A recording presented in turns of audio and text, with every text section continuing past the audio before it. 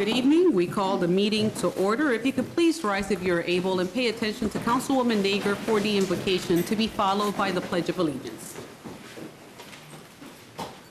Thank you, Madam Mayor. I am very excited to introduce our invocation leader from last week and now this week, Ms. Carissa Miller. Carissa Miller is the new associate pastor at Topeka First United Methodist Church and is currently on the path towards ordination. She grew up in Omaha, Nebraska, surrounded by her very close family until starting college. In 2018, she graduated from Morningside College in Sioux City, Iowa, with a Bachelor's of Science in Nonprofit Management and minors in Spanish and Religious Studies. And shortly after, she began attending St. Paul School of Theology. Carissa graduated in May 2021 with her Master's of Divinity. She brings with her a passion for equipping all people to answer God's call on their lives and for cultivating intercultural church communities. Carissa is married to Cameron Miller, who is also in seminary and on the path toward ordination. In her free time, she enjoys playing board games, going on walks, cooking and baking, watching TV, catching up with friends and family, practicing her Spanish, and playing the piano and singing. Thank you very much to Pastor Miller. I'll let you take it away. Hello, thank you for having me here this week, and I invite you to join me to center ourselves on God and join in prayer together. Loving God, of all people, of all times, and of all places, we thank you for this day. For some of us, it may have been a busy and stressful day, and we may feel weary or overwhelmed. For others of us, it may have been an uneventful day, a going through the motions, a joyful day, or a day filled with excitement. Regardless, Lord, you have given us breath in our lungs, and choose us, yes, us, to join you in doing your good work in the world. What an honor and privilege this is. Thank you. We pray that you would help us to be attentive to your movement in our lives, and in our city and our world. Open our eyes, our ears, and our hearts. We pray also that you would give us the courage needed to cooperate with you as we seek justice and peace, even if doing this is unpopular sometimes. May your Holy Spirit fill us and fill this time of meeting tonight in such a way that everyone here can feel your presence strongly. May they be encouraged in knowing that they do not do this difficult work of public service alone. You are with them and can help them to be more than they could ever imagine. Lord, may you guide their decision making today. Give them wisdom and speak to their hearts. We pray that whatever decisions are made here tonight are for the good of this city that is full of the people that you love so deeply. May these decisions increase the love in the world and bring wholeness to a broken society. And help us all to remember that no matter what happens, whether we stray from the path that you want us to follow or we feel confused and frustrated about a problem that seems to have no solution, help us to remember that we are your beloved children, first and foremost, before anything else, and that with you there is always hope. Always. In the name of Jesus, who makes this hope a possibility, we pray. Amen. Amen. I pledge allegiance to the flag of the United States of America and to the republic for which it stands, one nation, under God, indivisible, with liberty and justice for all.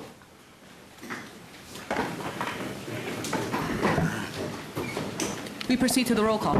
Mayor De La Isla. Here. Councilmembers Hiller. Here. Valdivia Acala. Here. Ortiz. Here. Emerson. Here. Padilla. Here.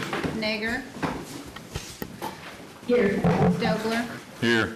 Duncan, Here. and Lesser. Here. We have 10 present. And being present, we have four. We now have two proclamations, and I could please have the individuals that are here for the National Home Care and Hospice Month. They would be Carly and AJ Patterson. Come on down. You've been selected for the proclamation is right.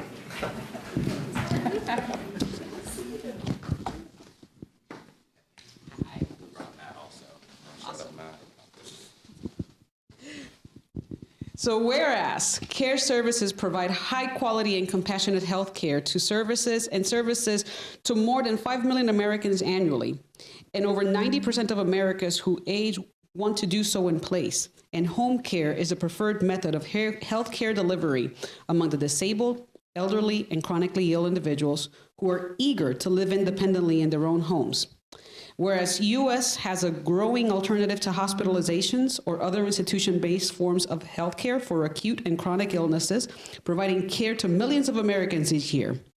These dedicated home care professionals and volunteers form a support network that continues to play a vital role in healthcare delivery for our nation's disabled individuals, also the infirm and aging population. Therefore, whereas interim healthcare, the National Association for Home Care and Hospice, and thousands of home care agencies across the U.S. have declared the month of November as National Home Care Hospice Month and are calling on all Americans to observe these occasions with the appropriate ceremonies and activities, I, Mayor Michelle de la Isla, who do hereby proclaim November 2021 as National Home Care and Hospice Month. So AJ and team, could you talk to us a little bit about how critical this is? Because typically we don't think that we're going to age until we do, right? So please give us a few words. No, we are truly honored for this opportunity to receive this proclamation. I have a couple of my clinicians here, and I just want to shout out it's the individuals like them. We have nurse and LPN that are the ones that are providing that amazing care to individuals to allow them to age in place and be able to stay in their home. And it's truly important. I know that as the population continues to age and, we have more and more grandmothers and grandfathers and moms and dads really, starting to get older, we know how important it is for them to be able to do so in their own homes. And it's the individuals like them and the thousands of others in the state of Kansas and millions of others across the nation that allow us to be able to do that. So we are truly grateful for this honor and we appreciate it. Thank you very much. There you go. Next one up, we have Michelle here for this proclamation, and we also have Tina online. And this proclamation is for Family Court Awareness Month. And the proclamation reads, whereas the mission of At One Mom's Battle, OMB, and the Family Court Awareness Month Committee is to increase awareness on the importance of a family court system that prioritizes child safety and acts in the best interest of children. And whereas the mission of the Family Court Awareness Month Committee is to educate judges and other family court professionals on the empirical data and research that is currently available, such research is a critical component to making decisions that are truly in the best interest of children. We, therefore, the FCMA, again, the Family Court Awareness Month Committee, is fueled by the desire of awareness and change for the family court system while honoring the 100+ children in the United States who have been murdered by a parent after a custody court rejected for the other parent's plea for protection. Pretty sobering to even read that out loud. Now, therefore, I, Michelle de la Isla, Mayor of Topeka, acknowledge November 2021 as Family Court Awareness Month. Could you please talk to us about this very compelling situation? Yes, certainly. I would love to. Thank you, Mayor de la Isla. Thank you, future Mayor Padilla, City Council members. My name is Michelle Motor.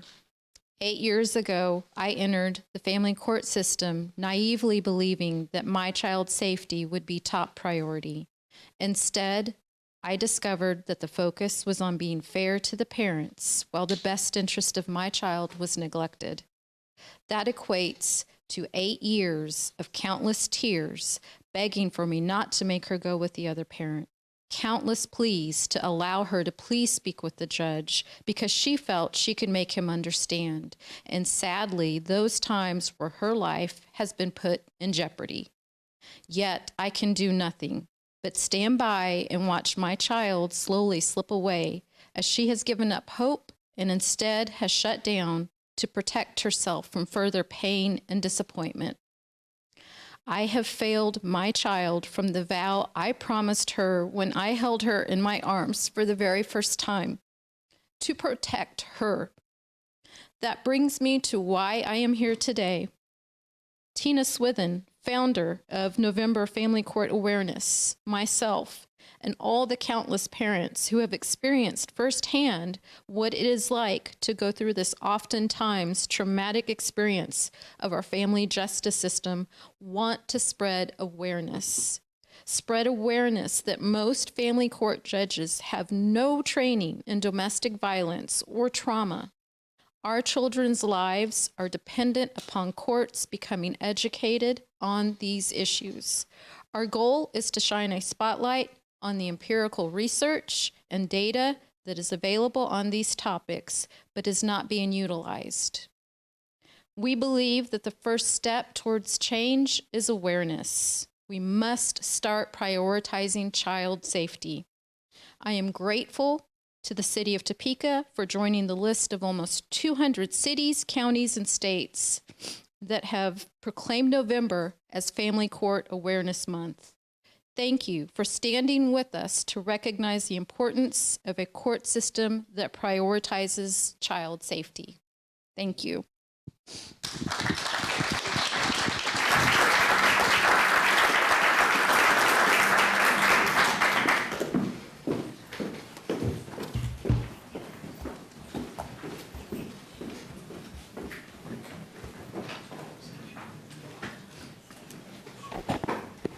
We move on to the appointments. A is a board appointment recommending the reappointment of Carol Jordan to the Topeka Board of Zoning Appeals to fill an unexpired term ending December 3, 2024. B is a board appointment recommending the reappointment of Lisa Stubbs to the Metropolitan Topeka Airport Authority Board for a 3-year term ending December 1, 2024. C is a board appointment recommending the reappointment of Helen Crow to the Topeka Board of Zoning Appeals to fill an unexpired term ending December 2, 2024. And D is a board appointment recommending the appointment of Carl Felderhausen to the Shawnee County Community Corrections Advisory Board to fill an expired term expiring November 30, 2023. We have heard the appointments. The mayor does not vote here. Are there any questions or comments with regards to these? Move approval. We have a motion for approval by Councilman Dobler, second by the mayor-elect. At this point in time, further discussion on this item? Seeing none, we proceed by voting. Council members Nager, Yes. Dobler, Yes. Duncan, Yes. Lesser, Yes. Pillar, Yes. Valdivia Aquila, Yes. Ortiz, Yes. Emerson, Yes. and Padilla. Yes. We have 9 yes, motion carries. Motion carries. I was told that Lisa was going to be here. I don't see her in the audience. I don't know if I'm missing her. And also Carly Feldhausen was going to be here. If you could please rise so that we could recognize you. Thank you so much for your labor and your volunteer service to our community. We appreciate you.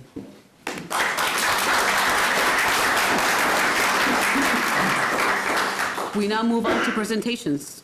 City Manager. Thank you, Mayor. So tonight, we have a presentation by Ryan Murray from ETC. His company conducted a survey of our citizens to judge their satisfaction with the performance of our city and various activities that we conduct. And so I'll let Ryan go through the information that he has prepared. Yeah, thanks, Ryan. City Manager. Thank you, Mayor, Mayor-elect, Council. I appreciate being here. I think the last time I was here, things were a lot different, including the floor. A little bit less wood paneling as well, so it's definitely brighter and nice in here, so I appreciate being back, and it's nice to be back given everything that's happened. But I kind of wanted to introduce myself in that way because I want everybody to kind of view tonight's results through a particular lens, and that lens is kind of a reset. Over the last few years, ETC Institute has continued to conduct similar research for similar communities across the country with sharp dips in satisfaction across the board, especially with management of cities, overall quality of customer service, service, city services, streets, water, police services have seen a sharp decline from 2020 to 2021. So I'd like the city council and the mayor and also staff that are listening in tonight to understand that this should maybe be viewed as a reset, as an opportunity for the city to regularly conduct these surveys and to use 2021 moving forward as your new baseline. This is where we're starting now, and this is where we propose to go into the future. The survey results are really interesting. There's a lot to show there. There's a lot of priorities for improvement. There's a lot of priorities for improvement that have been developed through our analysis that are going to pave the way for you all to make decisions in a way that will dramatically increase customer satisfaction over the next few years. So I just kind of wanted to prelude with that, and as we get into the presentation, please let me know if you have any questions. For those of you not familiar, although I'm seeing a lot of familiar faces from 2018 here, I guess it was 2019, I think, when we presented, ETC Institute's really the national leader in market research for government organizations. And so we're happy to be here this evening to present these results. But as you can see on the map here, our presence is really nationwide. So we've got a lot of experience. When I talk about those trends and those changes in results, I'm not talking just a couple clients. Sir, would you mind Yeah. speaking directly to the Please. microphone? Yeah. Because we have council members and people at home that, Yeah, I apologize. thank you so much. Yeah, so ETC Institute's really doing this research all over the country. We've been doing it for the last couple of years throughout the pandemic, and we've seen these sharp decreases. And as you can see here, our clientele list is quite large. So we've done a lot of surveys over this time, and we're speaking from a lot of experience here. The purpose of the survey was to really objectively assess citizen satisfaction again, and to gather opinions and feedback on programs and services such as your strategic priorities and goals for the upcoming years.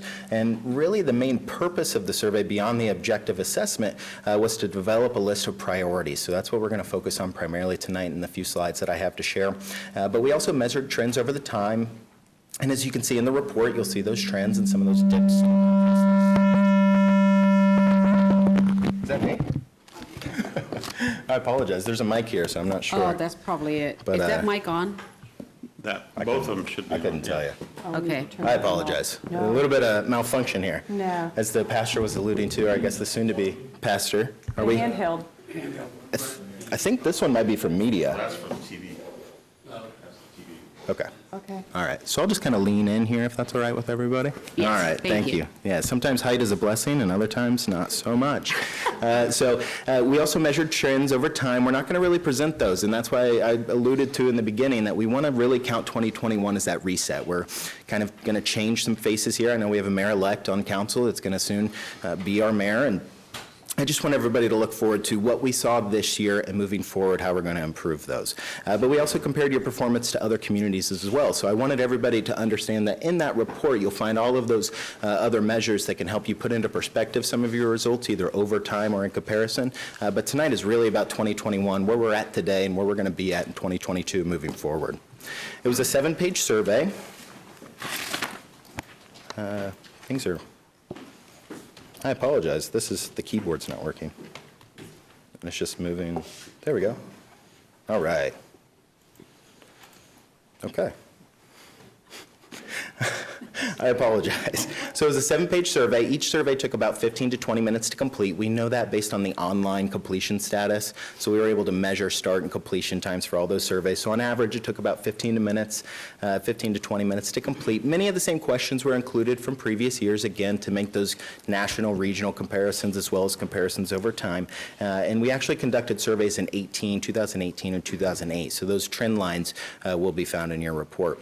The method of administration was primarily by mail. So we selected a random sample of households within the city's limits to received the survey by mail initially, and then began email and phone follow-ups to those same folks to reach our goals, which was actually 400 completed surveys, and we had a really outstanding response with 500 completed surveys. And ETC Institute's been doing this for about 35 years, so when we set out in a community that we've surveyed before, we have a pretty good idea on the number of surveys that need to be included in the random sample to get 400. So just kind of think about that as we look at these results at 500 completed surveys. 100 more folks above and beyond our completion goal return to survey, which is just great.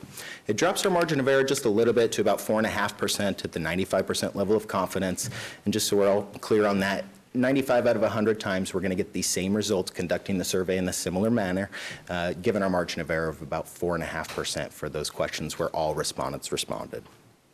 This is a map of the location of survey respondents.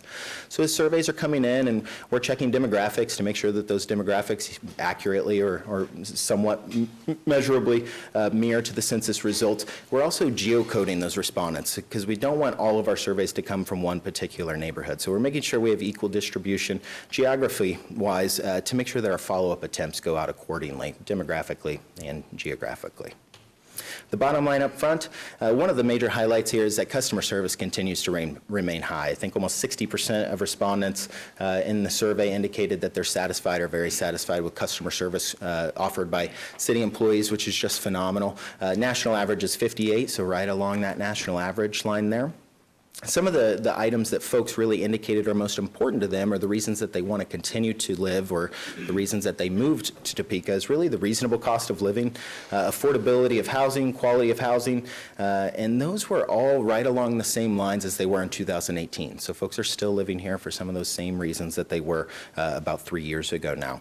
And almost half of residents indicated that there's really just too much enforcement when it comes to codes, and that's one of our top priorities for improvement. We'll go through that in a little while, but it's one of those areas where it's too much enforcement can lead to some dissatisfied folks who are enforced upon.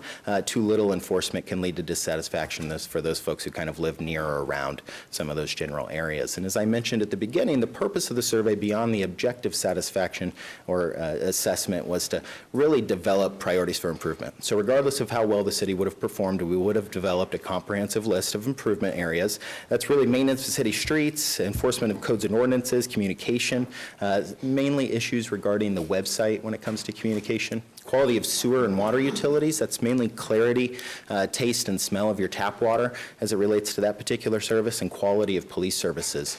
I want to kind of point out quality of police services. That's primarily because it's a really vital service. It's one of the top reasons for living here, feeling of safety. Received relatively good ratings, especially when we're talking about feeling of safety in your neighborhood. But it's really just an important item for folks, and not necessarily below average satisfaction, but above average importance to that particular service measure. So when we talk about your strategic goals and priorities, we're looking at those strategic goals and priorities as they relate to council initiatives. One of the things I'd like to point out on this particular chart is actually at the very bottom of this list, the continual improvement in infrastructure, where we have over 60% of respondents indicating it's one of the least important items on the list, which is really a direct contradiction to our important satisfaction analysis, where we find city maintenance with regards to street improvements is really our top priority for improvement. It's really going to be the thing that moves the needle the most when it comes to overall satisfaction with quality of life and quality of services offered by the city. So a little bit of a disconnect between these particular results with health, wellness, hope, and opportunity really at the forefront of strategic goals and priorities. But based on the survey analysis, continual improvement in infrastructure is likely going to be that one that moves the needle the most moving forward. This is the importance of reasons to live in Topeka, really similar, almost an identical breakdown to 2018 as I was reviewing that over the past week. Reasonable cost of living, affordability of housing, quality of housing. So really those quality of life factors that we think about when moving or deciding to move to a new community. Public safety down there, just below those items, along with quality of life and access to shopping, which is interesting because some of those development items were also interesting, as you'll see in the report. When we talk about overall perceptions and satisfaction with the city government, overall quality of fire and emergency medical services along with police services is really our top priorities there when it comes to satisfaction. And then overall maintenance of city streets, again, keeping note of that down there at the bottom with 77% of respondents giving us either a dissatisfied or very dissatisfied remark to that particular item. Later, we'll talk about the importance of these items and how that wraps into our important satisfaction analysis, but it's really important to kind of take note of that, and that's the reason why this one is such a high priority and why I indicated there might be a disconnect between some of those strategic priorities and the importance of those compared to the importance of actual city services. When we talk about items that influence the perception residents have of the city, we're really talking mainly, again, just those perception items. Residents might not have a strong perception either way on many of these services. They might not even have personal experience with a lot of these particular items. But One of the things up here at the top is overall quality of services provided by the city, which is just phenomenal to understand that folks, almost half of respondents to the survey, almost 250 respondents gave a very satisfied or satisfied remark to the overall quality. So some of these service area specifics we'll get to in just a moment, but those are the areas we'll want to focus on the most as we're trying to move that needle or move that gauge back towards the top. I've got something on my screen. Can we advance? There we go. All right.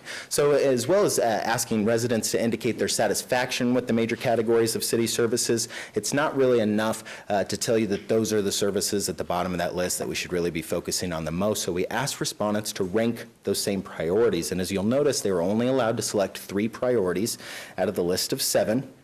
And that's to make sure that we can actually draw a clear delineation somewhere, and folks aren't just selecting as many as possible to this particular question. But 85% of residents selected as one of their top 3 choices the overall maintenance of city streets. Again, kind of drawing that connection back to your strategic priorities and goals. So when we get into our important satisfaction analysis, you'll see by far margin the overall maintenance of city streets is really the most important item to focus on over the next couple of years if we're looking to move the needle or to move that gauge towards higher levels of satisfaction really across the board here.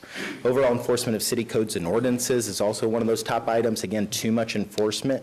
The city of Olathe is a really good case study for this. I can definitely help city staff out in trying to understand what some of those issues are and some of the things that the city of Olathe has done in the past that has really moved the needle in that particular service area. Effectiveness of communication, again, relating primarily to your city's website, the effectiveness, ease of use of that website. I know that it's gotten a maybe not a recent, but I know it's gotten an overhaul at some point since the last time I was here, and that can really dip ratings with you seeing those ratings come back to a normal pace after folks kind of get the hang of that. But then overall quality of city and water utilities, again, not so much sewer, but focusing on clarity, taste, and smell of your tap water, along with quality of police services. You'll see over 2/3 of respondents were satisfied with that particular area, but it was one of the most important items. So again, not a lack of satisfaction and by any means with the police force. Police force in Topeka seems to be doing a phenomenal job with regards to satisfaction. It's just important that they continue to do a good job citywide. All right, there we go. We also did the same analysis, asking residents to rate their satisfaction and importance of various items. We did it for street maintenance. As you can see, neighborhood streets are really that #1 item when we're talking about street maintenance, followed by maintenance of sidewalks, likely in neighborhoods again, followed by curbs and gutters, and snow removal, which we haven't quite gotten into yet, but I'm sure will be a hot topic in just a few weeks. Utility services, as I've been alluding to here, taste and smell of your tap water, quality of your stormwater drainage, so a little bit different than sewer ratings in our opinion, but still right along those same lines, along with clarity of the tap water coming in right there at 4th. So again, high priorities related to the overall major categories of services can help us understand what it is about the major category that we should really be focusing on most in the future. And okay, public safety. So as I mentioned already, city's police force got excellent satisfaction ratings, but we did ask a series of public safety responses. Really some of the ways that we can help continue to improve that particular service area, because we know it is so important. It will be important to try to move the needle in satisfaction on that. It's going to be the city's efforts to prevent crime. That's directly related to your communication efforts, making sure that folks know what the city is doing to prevent crime, as well as visibility of police in neighborhoods, which has been a hot topic over the last couple of years because a lot of us have been at home a lot more frequently. Same with code enforcement. That's been a hot topic nationally over the past year and a half or so. We believe because it's folks are at home more frequently, probably wandering their neighborhoods a little bit more than they have in the past. And then effectiveness of community policing efforts, along with quality of police response and enforcement of traffic laws. Enforcement of traffic laws is very along the same lines of code enforcement. You're either being enforced upon or you're wanting folks to be enforced upon more. So it's kind of that double-edged sword there. Do you increase enforcement of traffic laws or do you relax that enforcement? Most likely it would be to increase enforcement of local traffic laws. In summary, again, these results should really be looked at as your new baseline. I know that that's tough because we've conducted 2 previous surveys in 2018 and 2008, but this is a different world. 2021 is a different year than 2018, and a lot of things have happened. And we would suggest that the city moving forward try to conduct the survey every couple of years, 2 to 3 years, in order to continually gauge these particular items to ensure that satisfaction and importance is aligning with the council's strategic goals and priorities. And by doing that, we can tackle these top priorities at the bottom of this list, and in doing so, you'll increase overall satisfaction with all residents across the board, really, in a number of different areas. And with that, I'll take any questions. If anybody's got questions about the report, I've got a copy of that, and I can take any questions about the presentation as well. Questions or comments? Reflections? I cannot see the members that are home. I can escape if that works. Or does she want to handle that? Yes. Okay, all right. It's hot in here. Any questions? Councilwoman Valdivia Alcala. Thank you, Mayor. I do have, can you hear me? Yes. Okay, thank you. I would like to know, sir, thank you for the presentation. And I'm looking at the map, and I'm looking at there's sparse activity for receiving the surveys back from the district that I serve. And I'm wondering if you have the information not only on this map, but if you have information that you can provide to us that is broken down by zip code. Yes, we can code the results by zip code. Sometimes you have to speak into the mic. I apologize for that all evening. I'm sure I apologize. We can provide zip code cross tabulations. I think what might be more helpful would be council district breakdowns. And if you all can provide council district breakdowns, I'd be more than happy to cross tabulate the results by those areas. But if zip codes is more helpful for you, I'd be happy to do that as well. Well, with that, I don't know what's going to be easier for the city to do it. The bottom line with me is that I get a little bit more deep dive into this zip code, or city council district is fine. The other thing is to know how many of the surveys went out, not only how many were received back, but how many actually went out to specific districts or zip codes. Yeah. Of those Okay. 400 or 500. All right. Yeah. And about 2,500 surveys were mailed, roughly. And again, that's just off the top of my head. Okay, but I would like that information, Yep. please. The other thing is that when people are listing, it seems to be there's a regular, not great deal, but some dissatisfaction with codes and ordinances and the like.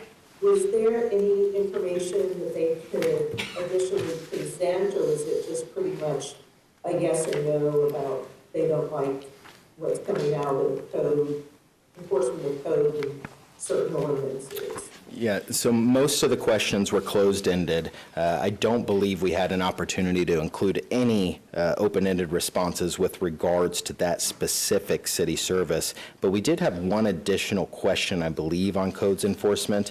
But something that I like to offer to my communities and something that the city of Olathe has done is short pulse surveys, specifically about particular topics that folks are interested in. It's an online-only sample. It's about 4 or 5 questions, and we can really get to the bottom of some of these issues really easily by kind of reusing our survey sample. And that'd be something I'd be happy to work with Bill and his staff on to make sure that we can get a few questions out to as many residents as possible in a short period of time to maybe close any gaps that you might have seen in that particular line of questioning. All right, that's all I have. Thank you, sir. Thank you, Mayor. Thank you so much. Other questions?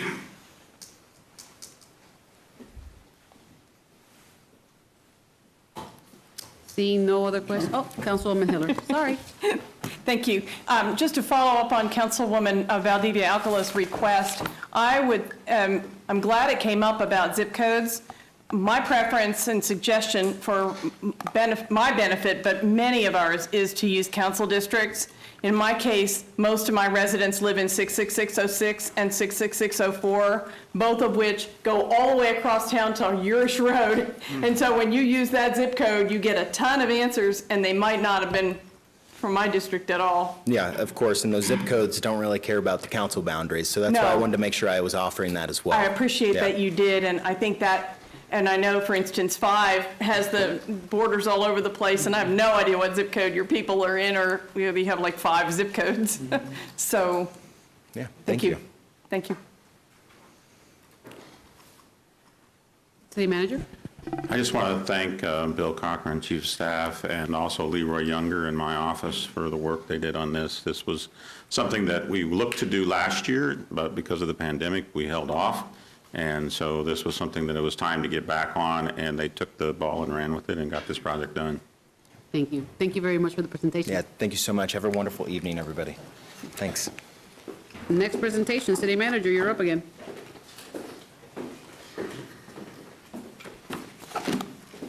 Yes, James Jackson, Works Director, will introduce this issue. Yes, sir. Discussion. Good evening, Madam Mayor, Mayor-elect, members of the council.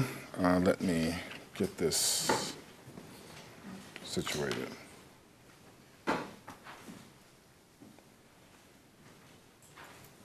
Okay. Before I start into the presentation, I'm going to go back and remind everyone that in mid-September timeframe, we sent out the Snow and Ice Operations Manual to you all in spiral bound. If you need additional copies, we can make them available to you. We can also send it to you electronically if you'd like to have that as a document that you can readily retrieve. A couple of things that we talked about in the Snow and Ice Operations Manual were the operational details that will spell out what each of our organizations or segments of organizations are responsible for, starting from the operators all the way up to myself as a director. It also provides you the information on our treatment guidelines and how we actually treat our streets, and some of the things we're going to be talking to you about this evening will actually highlight some changes that are going to happen during this season. And it will give you the priorities, priority 1, 2, and 3, wherein priority 1 is the arterial, where at 2 inches of snow, we actually start plowing. That is if we've taken the bumpers off of the bottom of our plows. Priority 2 will be the collectors. At 4 inches, we will start in those areas. And priority 3, the residentials at 6 inches. So you can go back to that document and find that information. What we're going to talk to you about tonight will be how we're actually going to operate. And for that, I want to start off with this organizational chart and just share with you. We've color-coded this for you. And as you can see, we've got those of us or those of you who make the decisions in blue, those of us who actually direct our operations in red, that's considered the Snow Command. And we've got the support staff, which actually does the uploading and the updating of information on the website for us to ensure that you're getting that information real time as is actually being collected, as well as the information that we need in terms of our operational needs as far as materials and supplies are concerned. On the other side of the house, the Public Information Officer is a person that will be communicating with me whenever decisions are being made about the operation. Once myself and the snow coordinator have communicated and identified that weather is inbound, you will get a notice from me directly. Before that information goes anywhere else, you will be told what our posture is going to be and when we start the planning. As the planning moves forward, you will also be getting that information from me before it goes to our communications officer and is disseminated to the various media outlets and or the residents. So you will be receiving information firsthand. The snow coordinator, Mr. Deputy Director Tony Trier, is going to come up and walk you through the rest of the presentation.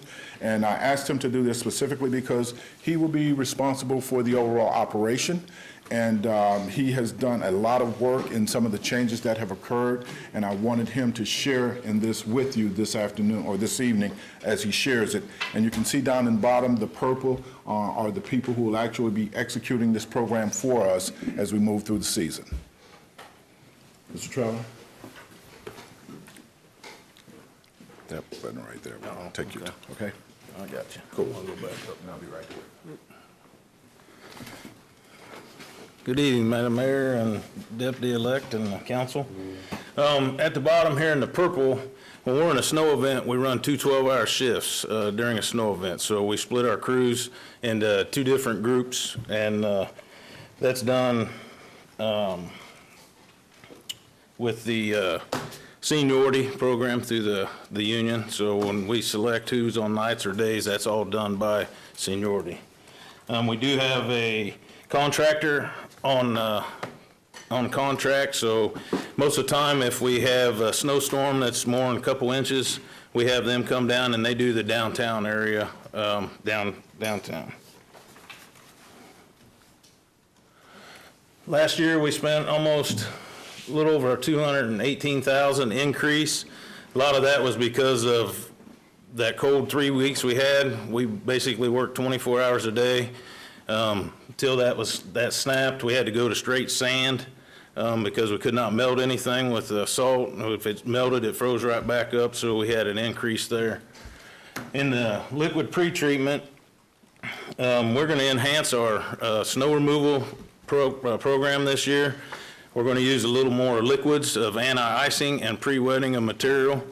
And so currently we have 14,000 gallon capacity right now of salt brine on hand. And if we anti-iced all of our arterials and collectors and bridges, that's 581 lane miles. That'd only be 162 gallons of pretreatment. So we're going to do this in baby steps, but we are moving towards that. So our zoning, a couple years ago, we put this together and split the city up the 81 lane miles of the arterials, emergency routes, and collectors. And so we split them up in 4 different zones. Our operators take ownership of that. That's their zone. They know what they're going to run. They come in, they have their own truck. They know the truck they're running. They know the zone. They grab their truck, their book, and they're out and treating the roads. As Mr. Jackson mentioned, the development of levels, we have the emergency primary route 1, and then primary 2 is arterials, and then the collectors and residential. When we're in a snow event and we know we're going to be in it for 12, 24 hours or whatever, it's all hands on deck. So when I'm looking at the weather and we know we got to come in and we're going to be working, that's the Forestry Department, Traffic Operations Department, WPC folks. If we need them, they are on standby and they come in and help as well. So it's not just on the street department, it's all of us together. Moving forward with the snow plan, that will be out to you all by October 1st of every year. I want to have that out so it's out so everybody knows what's going forward. On October 29th, we did a dry run, which is all of our operators, they take their trucks, they run their zones, look at the obstacles that's out there, manholes, whatever shaded areas that they're going to have trouble with, and they run their zones. And Deputy-elect came down and rode with our fellas, and I appreciate that. And I encourage every one of you guys during the winter to come out and ride with us. So it was a very good day. All of our equipment was running well, and I thought it went very good. On the enhancement of our snow removal this year, where I talked about the equipment or the liquid, we ordered 3 new dump trucks this winter, or this be coming in. They'll have 400-gallon saddle tanks on them for the pre-wet and anti-icing. So that'll add another 1,200 gallons that we'll be able to add to our snow removal process. This map here will be on the public, on the city webpage.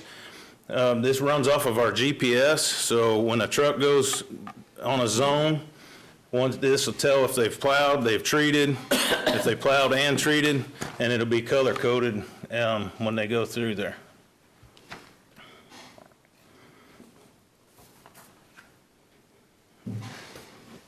And then again, this is just on this page here, the anti-icing plan. I just think that it's going to benefit us moving forward, using more liquids and solids. It's a cheaper route. It does an excellent job. It enhances the snow removal process, and I just think it'll be a great move. As the supervisors are out, they're doing the quality assurance check and making sure all the folks are running their zones and getting everything cleaned up. On this one, basically on the resident side, just a reminder for them to clean the sidewalks off in front of their place, move the vehicles off the snow routes, and when we're out there, please stay back and give us room to do our job and get the roads clean and safe for them. This here is just kind of a quick synopsis. We're going to be looking at our weather 5 days out. Sometimes, most of the time, it's more than that, but we'll be looking at that, making our decision, and working with our staff to make sure they know what our plan of action is, what we're going to be doing, and then just kind of a step-by-step, hour by hour of how we do that daily. That's all I had. If you have any questions. Questions? Councilman Dobler. Thank you, Mayor. Tony, great presentation. Looking forward to seeing some snow so we can see how this works. No, we don't. That's okay. That's okay. We don't want no snow. My question for you is, did you let the mayor-elect actually operate a snowplow? No, he didn't run it. He did ride in the truck, though. Councilwoman Valdivia Alcala. Thank you, Mayor. Tony, just a couple of questions because things are kind of muffled tonight, but better than they were last week. When you talk about GPS, then even when you're doing the residential streets, they'll be able, if they look on the website, to follow you guys along, kind of, to see where you're at. Is that correct? Correct. If we went into residential, any street we run down, if we're plowing or treating, it will highlight that we've been down that street. That you've been down it. Yes. So it's not as simplistic as I'm thinking, where there's a little truck that's going to be moving around. No. You just have to state the obvious with me. I'm sorry, but they'll be able to see after you've been there. Correct. Okay. Was there a cost that came with having all of that set up to be on the website, to be able, for citizens to be able to view that? Yeah, there was, and we actually started this a couple years ago, and cross our fingers, this is the first year that it's actually worked, and so that was one of our big things on our dry run, is working with our GS, the departments uptown, to get that working. So I do not know the cost of that right off the top of my head, but I could get that for you.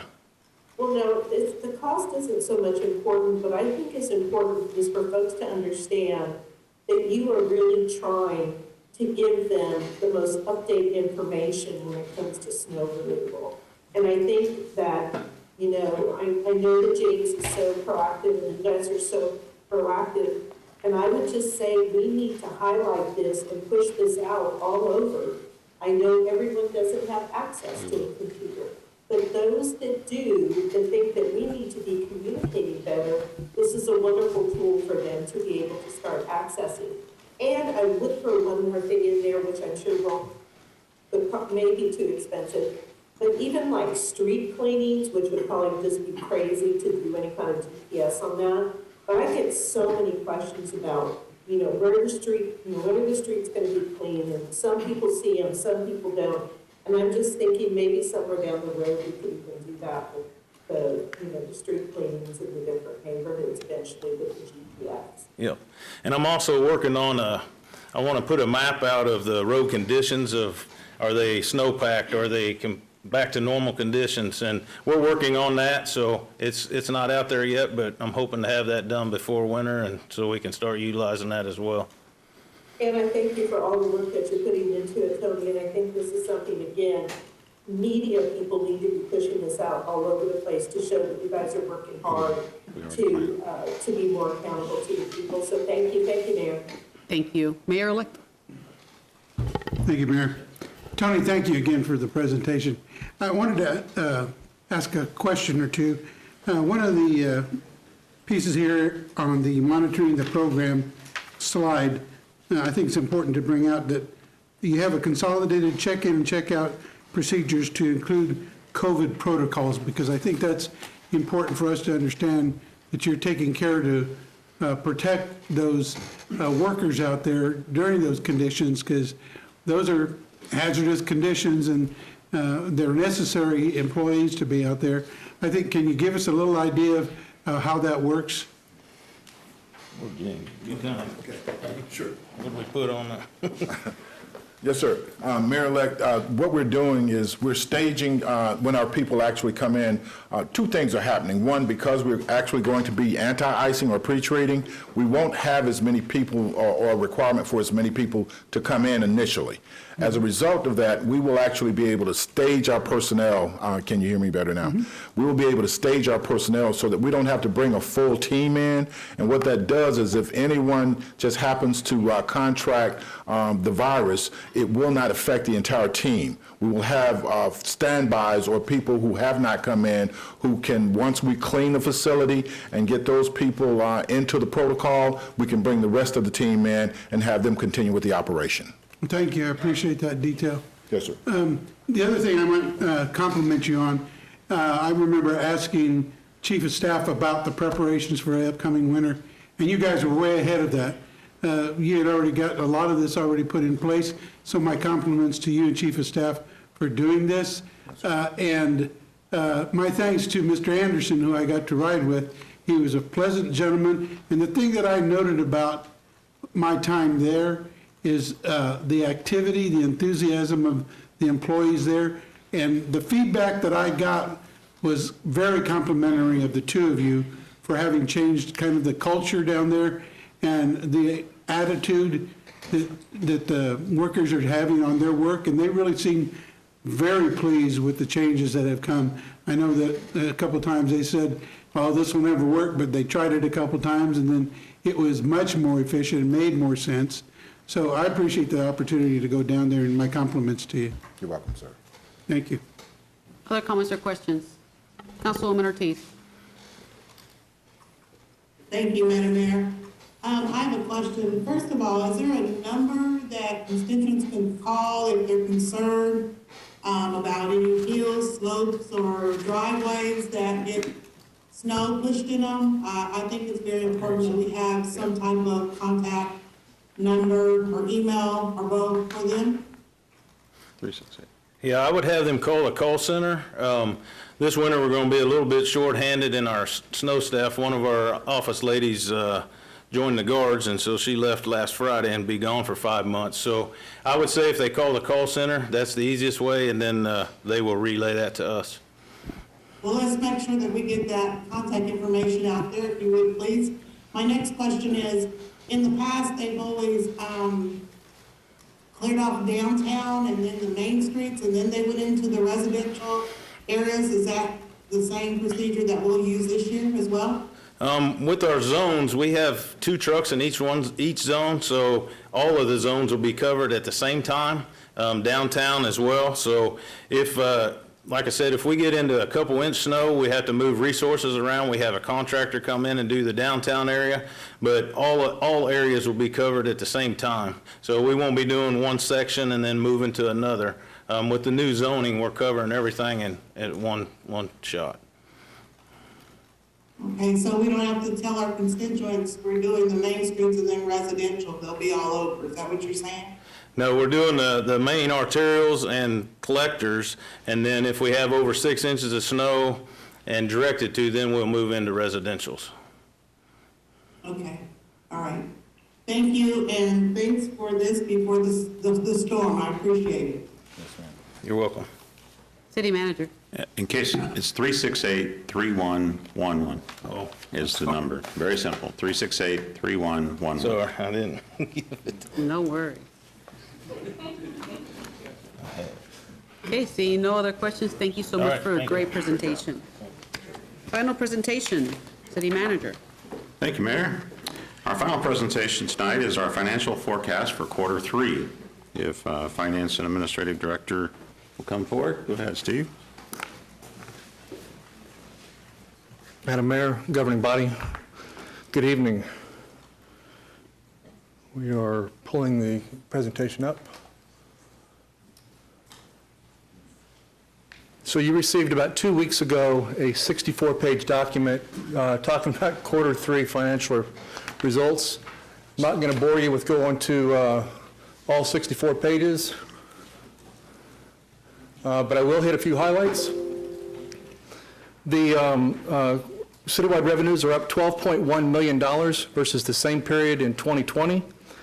That's a combination of sales tax, property tax, fees for services. At the same point in time, expenses are down $3.5 million. That is because there is one less pay period in 21 than there was in 2020.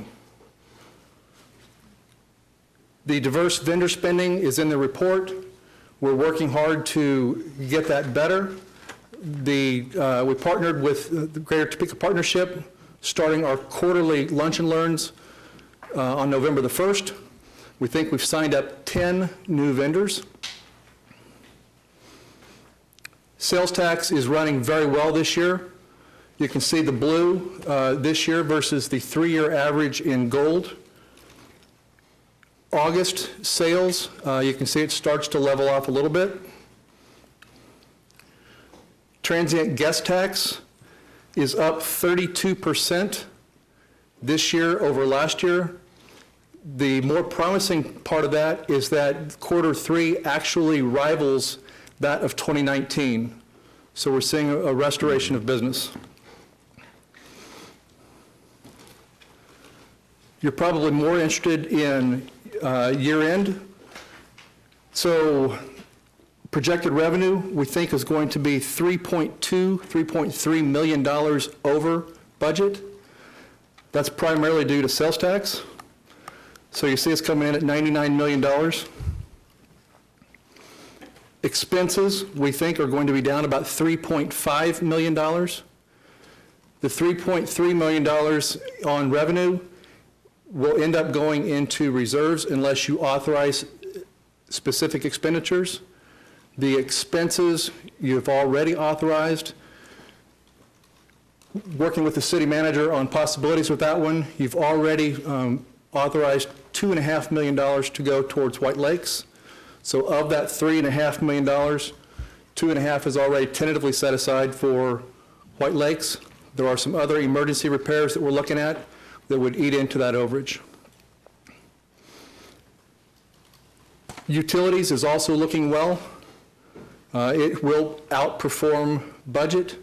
The $4 million on the right-hand side is likely to go into cash capital in 2022. And then for the last slide, you'll see parking, fleet, and utilities. Parking, which is going to come in about $117,000 under upside down. That would have been a lot worse if deferred maintenance had been done this year. So there is about $1.2 million that this could have gotten worse. We're staring at about $10.5 million of deferred maintenance and parking. This adds to it. And I would stand for questions. Questions for Mr. Wade? Councilwoman Valdivia Alcala. Thank you, Mayor.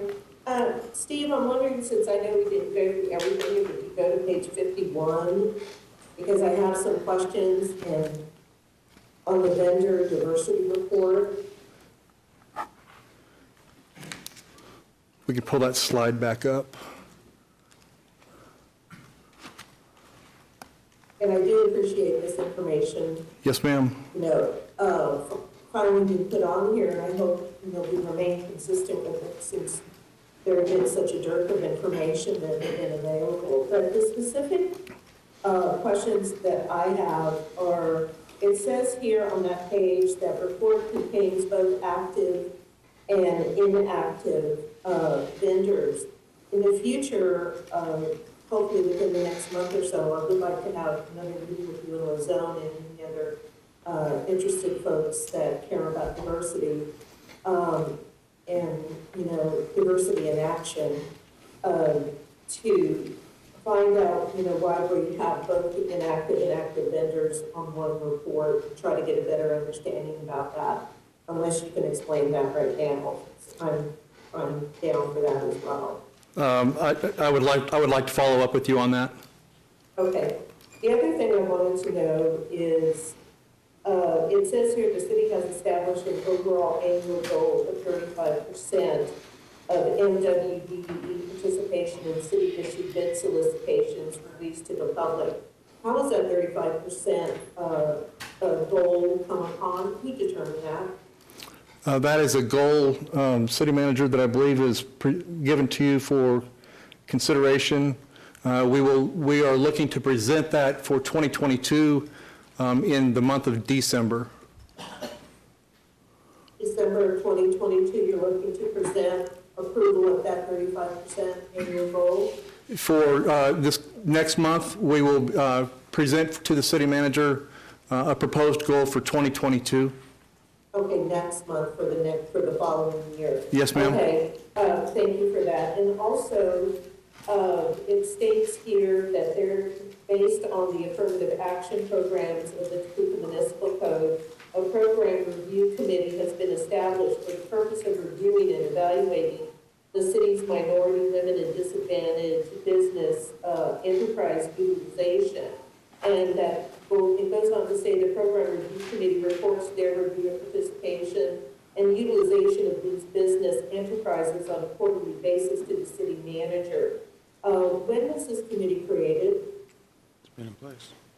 It's been, Councilwoman Valdivia Acala, that committee has been in place for a long period of time. It's made up of staff, and so that has been in place for a while. It did languish for a little while as far as not meeting, but with new leadership within the organization, that is back in place. Okay, I would also, thank you for that, City Manager.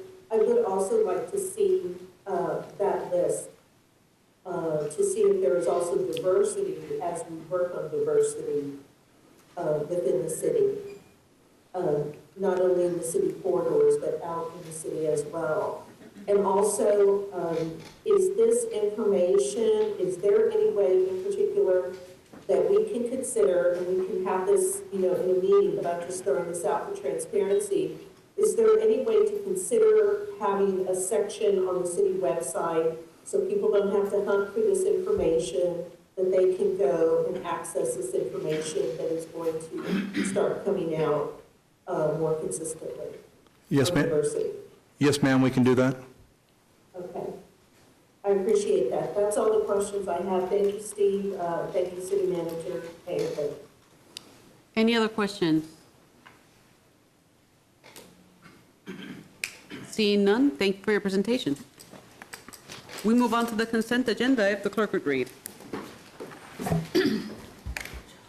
A is approval of utilities contract for $199,720 between the City of Topeka and JEO Consulting Group Incorporated. The consultant will provide design and bidding phase services for improvements recommended in the February 2021 23rd and market drainage study. B are the minutes that were removed and added to the December 7th meeting, and there are no applications. You have heard the consent agenda. What is the pleasure of the body? We have a motion for approval by Councilman Lesser. Do we have a second?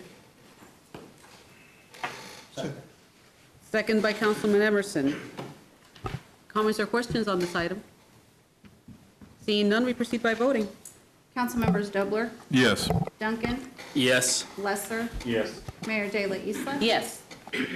Councilmembers Hiller, Yes. Valdivia Acala, Yes. Ortiz, Yes. Emerson, Yes. Padilla, Yes. and Nager. Yes. We have 10 yes, motion carries.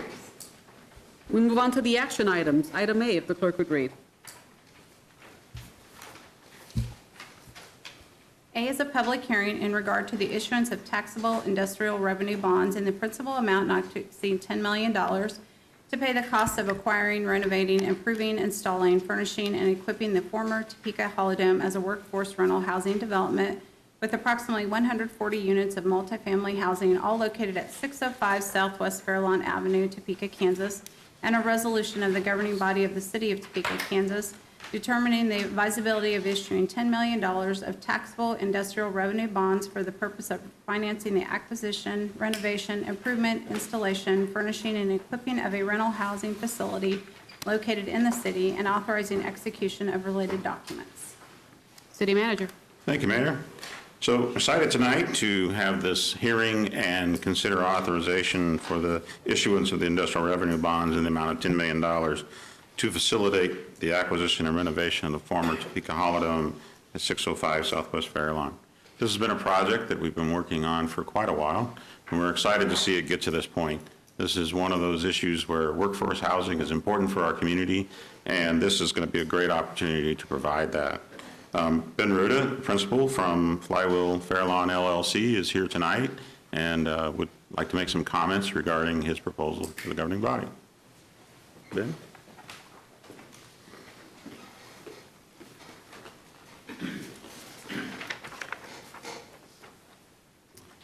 Madam Mayor, members of council, thank you for having me this evening. As everybody knows, the former Topeka Holodome has been closed for some time. In fact, last week was its 4th anniversary of it being closed. So we are excited to bring new life into this project and to provide a win-win solution for the city of Topeka. And that's the goal of this. As everybody might know, this is on the southwest corner of I-70 and Fairlawn in Councilman Lesser's district. And we are excited to have an opportunity to provide workforce housing that is needed for the city of Topeka. This aligns very closely with the housing study that was commissioned recently as well. And so we are excited to partner with the city of Topeka. And I think my colleague was here last week to provide a little bit of background on this as well. In fact, I've been working with a lot of members of the city staff throughout this whole process as well. We have our financing ready to go. We have the project ready to go. Our contractors are ready to go. And we're ready to start swinging hammers in January. So that's kind of the outline a little bit. It's 140 units. And if everybody is familiar with the property, the objective is to actually remove the holodome. So it creates more of a courtyard feel within the property, a little bit more open air concept, a little bit more communal fashion, and the rents are dictated that they would be within the development agreement and our performance agreement as well. So this is truly a win-win situation for the residents, for the city, and for a property that has been sitting vacant, not providing any benefit to the city. So that's my spiel. I'll take any questions that you might have. Thank you very much. Before entering into the discussion of the governing body, I think it would be appropriate, since this is a public hearing, for us to potentially open up that public hearing so that members of the community that would like to make any statements with regards to this project could actually do so. So with this, I will open up the public hearing and invite anybody that would like to speak to this item to do so. Again, calling for anybody that would like to speak on this item to do so. And finally, as a third and final time, anybody in the community that would like to speak to this item, whether they have signed up or not, is able to do so. Seeing no comments and no other individuals wanting to sign up, the public hearing is now closed and it is now open for governing body to have discussion with regards to this item. Comments or questions on this item? Councilwoman Hiller. Mayor, if we could have city manager or whoever the appropriate party is, when this appeared on the agenda the first time, I got a number of calls of people who had seen that and thought that we were giving a grant of $10 million for this development. So if someone could please describe exactly what this $10 million is for the public, I would appreciate it. Right. This is the selling of industrial revenue bonds, and when the city does that, the city has no obligations for repayment to the bonds. It is a simple pass-through. The responsibility to repay the bonds rests with the individual that's doing the project and that it has his name on the bond. And so for us, this is an opportunity to provide some help with the financing part and then also provide some tax relief with regards to the property. And if you could describe that so Right, it's a better rate is why we're doing this, and then Yes, there's typically a better rate for their borrowing for their project, and then also a savings of their property tax for, I believe it's a 10-year period in this case, and then also some assistance with regards to the sales tax for the items purchased for the construction project. so that the sales tax is waived on that, on the purchases. Thank you. Just wanted to make that clear You bet. for the public, for all of us, but for the public as well. Thank you. Thank you, Mayor. Councilwoman Valdivia Alcala. Thank you, Mayor. Another simple question, but I'm still learning. So this 10 million, if somehow something goes south on this, with Flywheel, which I'm sure they're a reputable, entity, none of this falls back to the city, correct? Correct. Okay, that's all I needed to know. Thank you. Okay, additional discussion from the governing body. Oh, Councilwoman Nager? Thank you, Madam Mayor. Not a question, just echoing what I said last week. I am very, very excited to see such a constructive way to reuse this building. Growing up in this community, I remember going to sleepover, birthday parties at the Holodome, and to see it fall, and my sister worked there in the restaurant for a while, to see it fall into disarray has been really disheartening. And to be a kid that went to Landon Middle School, I know it was dangerous. But I just really applaud you guys for the work that you are doing, that you plan on doing, and I wish you all the luck. Thank you, Madam Mayor. Thank you. Councilman Lesser moved for approval. Do we have a second? Second. Second by Councilman Dobler. Comments or questions? Seeing none, we proceed by voting. Oh, Councilwoman Hiller, pardon me. I just noticed that, Schwartz Construction, I think, is represented in the group. Maybe there are others that are involved in this project that we could recognize as we vote or after. I think that they will be very happy after we vote. Okay, we can wait. Councilmembers Duncan, Yes. Lesser, Yes. Mayor De La Isla, Yes. Councilmembers Hiller, Yes. Valdivia Alcala, Yes. Ortiz, Yes. Emerson, Yes. Padilla, Yes. Nager, Yes. and Dobler. Yes. We have 10 yes, motion carries. 10 having voted yes, this motion is approved. Anybody that has been involved in this process from the community, if you could please rise to be recognized. Mr. Short, this is your time to be recognized. Ben, thank you so much for choosing Topeka and for investing in our community. As you very well know, this has been a long time coming, and it's wonderful to see that the impetus was to really create workforce housing that is so needed in our community. Thank you very much for allowing us the opportunity. We really appreciate it. Thank you. We move on to item B, if the clerk would read. B is authorizing a public hearing for December 7, 2021 for the purpose of hearing and answering objections of taxpayers relating to the proposed amendments to the 2021 operating budget. City Manager. Thank you, Mayor.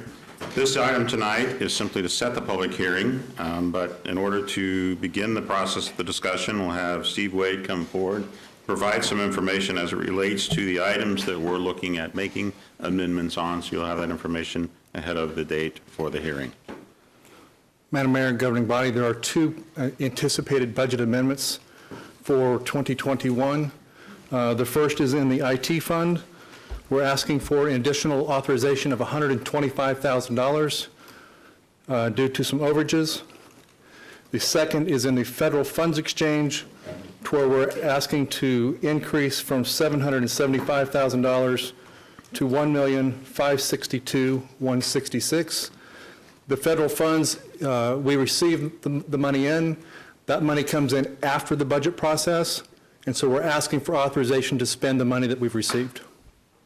Again, this evening, it is not to approve those changes. Just a reminder to the governing body and also to those that are watching from home and those that are watching here, that tonight, even though we have a disclosure of what those items would be, tonight would only be the opportunity for us to set the public hearing date, which will be December 7th.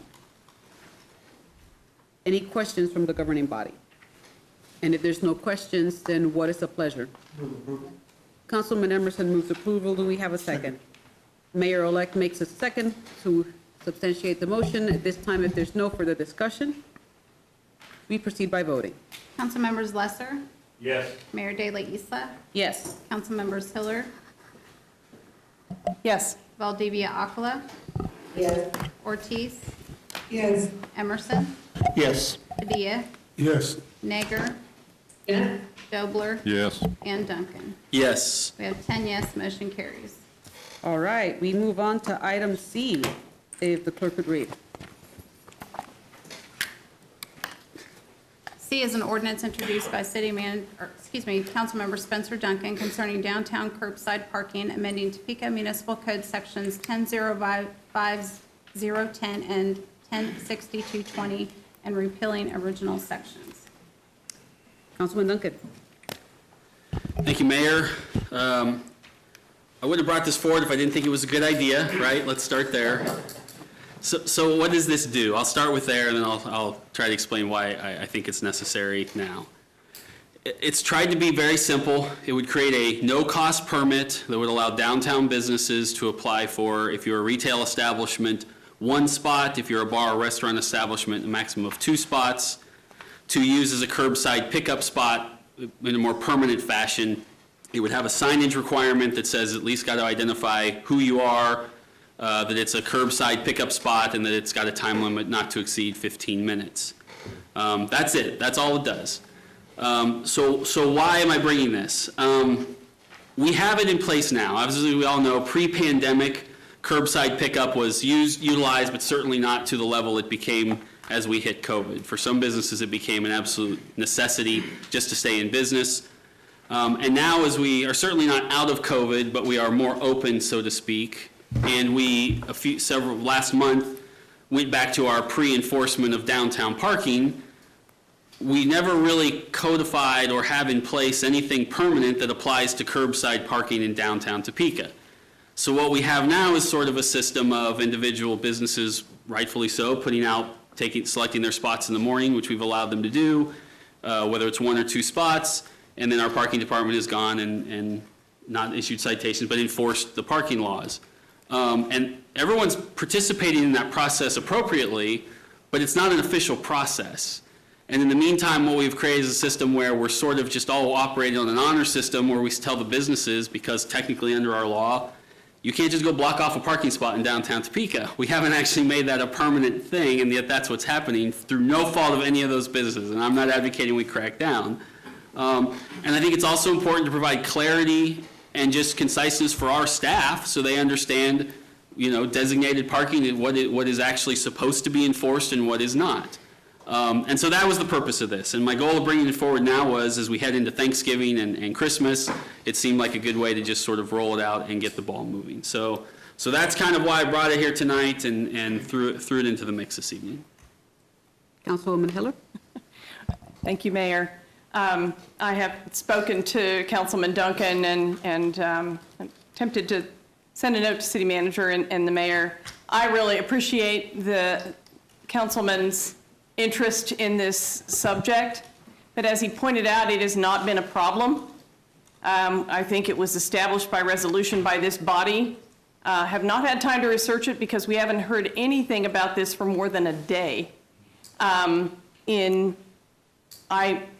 I personally can't support moving something forward that with no advance notice and where the stakeholders have not had a chance to engage, neither the parking department nor the downtown Topeka group, the small businesses, or DTI overall have had a chance to talk about this very important element in their space.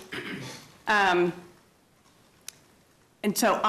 this is not urgent. There wasn't a problem. And I appreciate the view at it.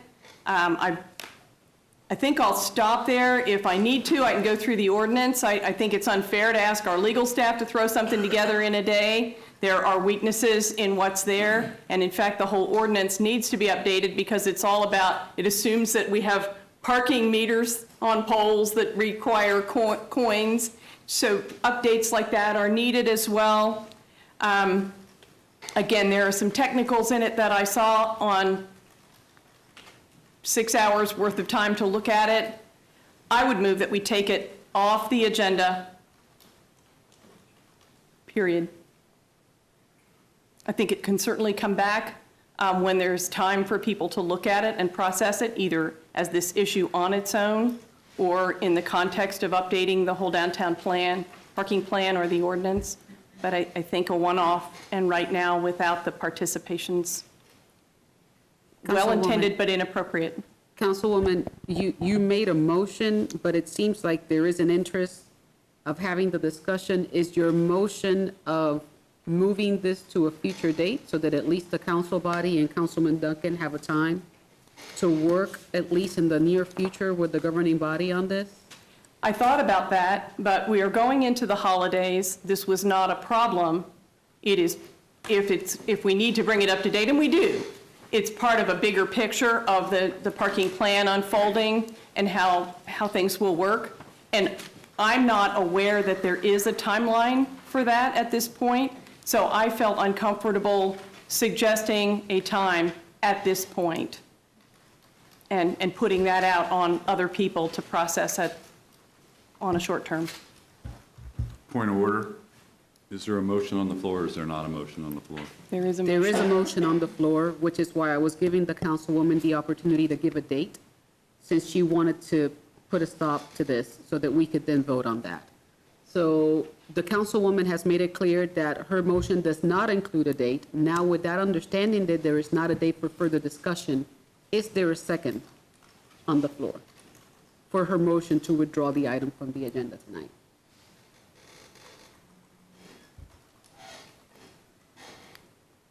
They're not. See. I'm sorry? You can see.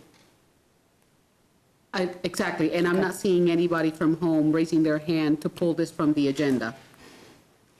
So again, giving the opportunity for those that are at home, because I don't see Councilwoman Nager either. Does anybody want to second Councilwoman Hiller's motion to withdraw this item from the agenda tonight? If there is not a second, the motion dies for lack of a second. At this point in time, we open it for discussion. Councilman Lesser. Thank you, Madam Mayor. I disagree that there is not an issue. I'm quite certain that Councilman Duncan didn't sit around and just decide to create a motion because he had not heard from constituents in regards to this being a problem. My phone has been blowing up from numerous businesses. I have had conversations with Councilman Duncan in regards to this, as well as to many downtown businesses. In the last issue that brought up in the parking, I will remind you that Councilman Duncan and I both did have concerns with that change and voted no on that. At this point in time, I think it's a good compromise, especially going into the holidays, and I make a motion to approve. So we have a motion to approve the proposal that Councilman Duncan has brought forth. Do we have a second? Second by Councilman Duncan. Open to discussion once more. I'll just address a few things because I do think they're important. There are many times which we need to advocate for putting committees together, going through certain processes and getting things done. I advocate for those all the time. I think we also need to be flexible, and I think sometimes we can do that. I think we did that during this pandemic pretty quickly when we approved the outdoor seating spaces so that people could get their liquor licenses to go outside, and that was something we saw as something that could be addressed quickly, and we were flexible. It's nice when we can do that. Some of the concerns that Councilmember Hiller brings up as it relates to needing to go through some of that code and make corrections are absolutely valid, but my concern kind of went back to your point is we don't have a timeline on when those are going to be done. And so while we're working on that, and there are a lot of people working on that effort, you know, we can do two things at once. We can sort of add to these things and complement them while we're still moving forward. I did not do this in a vacuum. I serve on the Small Business Council, the partnership. I've tried to stay keyed into most of our retail and bars and restaurants, as you know, worked on that issue with extending the liquor license. We changed the bar after hours permit. I worked with the state on the state issue for cocktails to go. So I do communicate with these establishments often to try to stay keyed in as part of my other job to see where we can help them in their times of need. The nice thing about the flexibility of this is we're going to have feedback in a few months, and it's real easy to come back here and say, how has it worked out? And we can tweak it pretty quick if we think, you know, it can be improved. And And I did reach out to folks, and I will not speak for them. Let me be very clear. I did reach out to folks at DTI and talked with Rhiannon Friedman there, and we discussed this both yesterday and today, and I talked with their chair-elect about this to make sure that if they had serious, true heartburn, speak now or forever hold your peace. And I gave them that option to say, Duncan, this is the dumbest thing we've ever heard, don't do it. And that wasn't where the conversation went. They'd like to see some other things addressed, and they have questions about it, but I hope we answer those. So I did try to do due diligence, and like I said, I know it came quickly, not how I've done things traditionally up to this point, but I just thought it was nice for us to be able to be flexible, and so that's why I brought it up. So thank you. Councilwoman Valdivia Alcala, to be followed by Councilwoman Hiller. Thank you, Mayor. Not knowing a whole lot about all the background on all of this, it sounds like there's definitely for and against.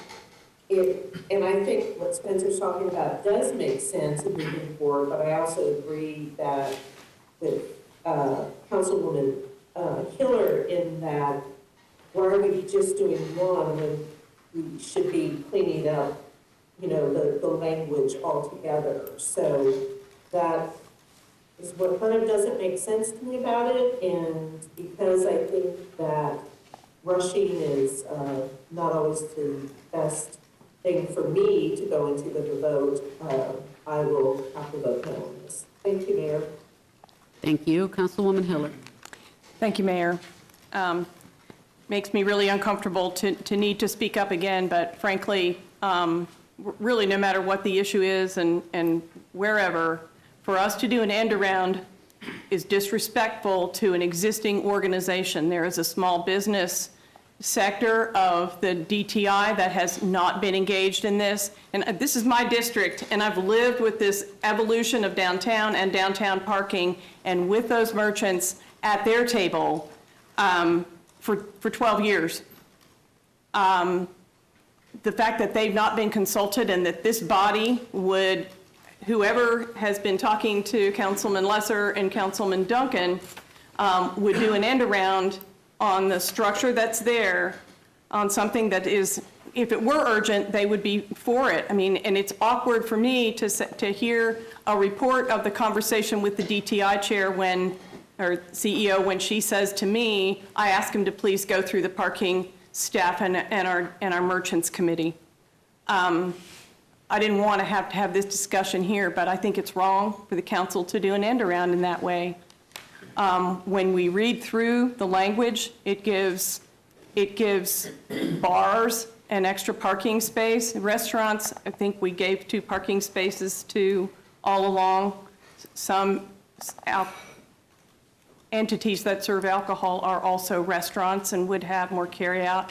I'm not sure that there is a need for 2 spots just for carryout alcoholic beverages.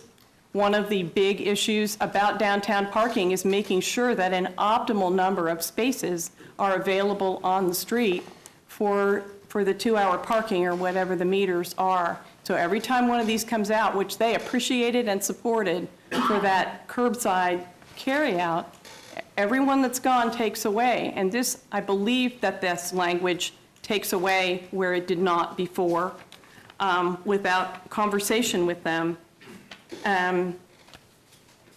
Again, there are issues. It's not really clear whether there's supposed to be fees. This is all buried in the exemption section, the section about hooding meters. Just some cleanup, obviously, and then, of course, the other updates. One of the things we've run into, Councilman Duncan explained to me that he thought someone were using extra spaces. I'm downtown all the time. The only time I'm aware of that is when a business is closed and hasn't pulled the signs inside. And so some of the natural discussion of letting the people who are actually involved in it have some input on this language and then the procedures that go with it, simply pulling those, requiring that they pull them inside, would get away from taking a space out of circulation when the business isn't even open. Just some technical things like that people on the street know. So with that, you'll have to vote how you will. I will vote no, only because of procedure, not because I don't support talking about this or improving our ordinance. Thank you. Councilman Duncan, just as a offer of a friendly amendment to those who made the motion, it seems like, as per typical, one of the things that I like to say in the council is I hate to make policy on the fly because it never ends up being good policy. Understanding that the Christmas session is upon us, would it be an amicable amendment to bring this back maybe for the next council meeting? That way, the matter still receives the urgency that the body seems to want to have a conversation, and it will at least allow for a few weeks for some of these items to be hashed out outside of the council meeting with the stakeholders that are being mentioned. I appreciate that, Mayor. We have a motion and a second, and I don't want to spend time, several things that were just said were not accurate about conversations I had with other people. But at this point, it stands, and I would rather just take a vote at this point on the motion, and whatever happens, happens. Thank you, sir. Councilman Lesser, and to be followed by Councilman Emerson. I too also will say, I think it's disrespectful to say that phone calls that we have received by vested investors downtown is an end around. I think that's a poor choice of words to use in that. I think that DTI has been pretty silent on the parking issue. They did not come out, they came out pretty neutral on that. And they're well aware that this was here tonight. If they had concerns, if they're here and would like to speak, I'd certainly love to hear from them. But I think they're not here right now, and I don't know what that says one way or the other. But there again, I do understand where you're coming from. I don't necessarily agree with you or disagree with you in vetting certain things, but I've gone through this. There are numerous individuals that are vested down here, and while I do see your position, I do take offense to the end around connotation. I don't think that's accurate in any way, shape, or form. Councilman Emerson. Thank you, Mayor. I guess I had a question for parking staff, and I saw, I don't know if that's Hannah, or I guess I have a question. For years, I've done construction work downtown, and we can go in and apply and get a hood for a meter, and we pay for it every day. And I think that looks like that's all this is doing, except it specifies, you put the name of the business and say it's curbside parking. Sorry. No fee? No fee. That's not clear. Yeah, it wasn't clear in the. Would legal clarify if that's clear? Hannah, go ahead, Hannah. Correct. The fee section says except for provided in B12, which is these, so these would not have the fee section applied to them. Okay, I guess, how much is the fee? I believe the fee is $8 currently for construction to come downtown and hood off a meter.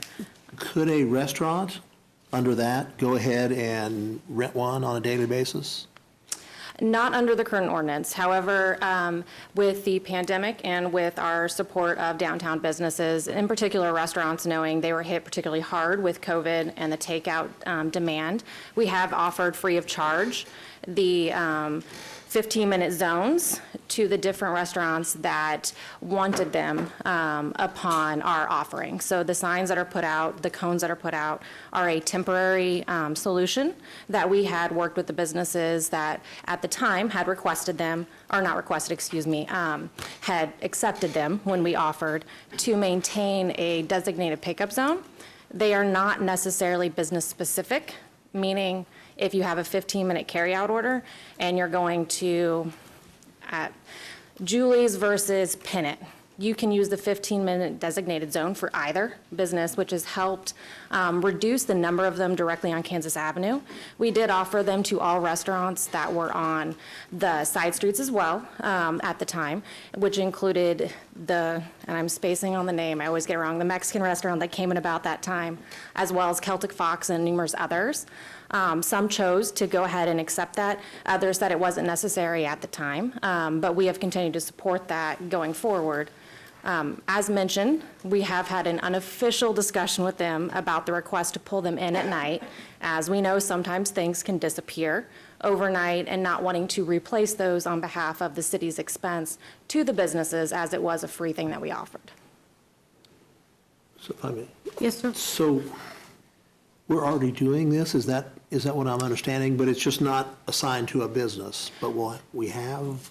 To a degree. So we're doing it for restaurants and bars. And we are offering up to 2 is what we have done. It is non-specific to the individual restaurant, meaning the signs does not have their name on it.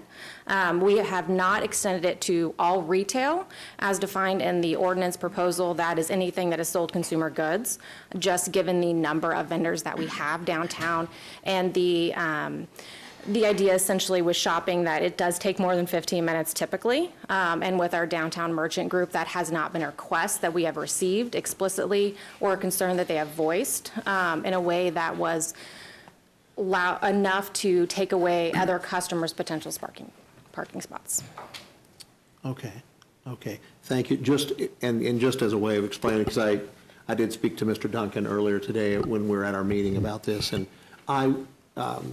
I really appreciate you offering this because I know you're trying to get something that works. And I know we've all gotten those emails.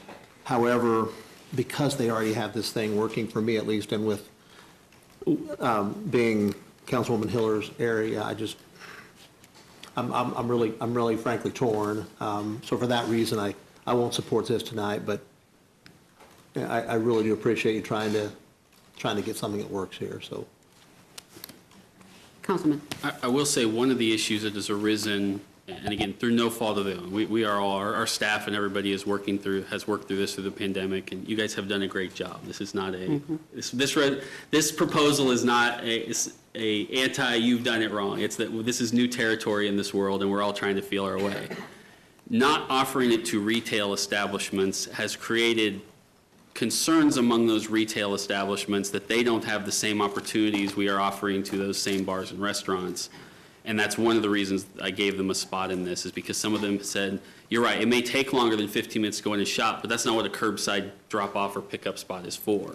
It's especially on those days at 2 o'clock in the afternoon in downtown when they want to pop in and order that online. And go. So that's why the retail component is included here, just to let you know that, why it doesn't just do bars and restaurants, which we've done up to this point. Thank you. And just so that I am the person that is constantly saying on a regular basis, I don't like making policy on the fly. So as a matter of procedural, and then especially after listening to the presentation of staff, it seems like there's a little bit more that we could discuss to make this a quick fix. I would have been more than happy to move this to the 7th, and I would have absolutely approved it if we would have said, let's move it to the 7th, because I love the fact that you were expeditious in bringing us a solution. I also have received a few emails from the community saying that they wanted to have this conversation, which again is why I would have supported this had we had a date that would allow staff and all of us to maybe have a little bit more time with the document. So just because of that, I will not be approving it either. So with that, if there's no other comments and no questions, let's proceed with the vote. Council members Lesser? Yes. Excuse me, I should be starting with Council members Hiller. Okay. I apologize. No. Valdivia Aquila? No.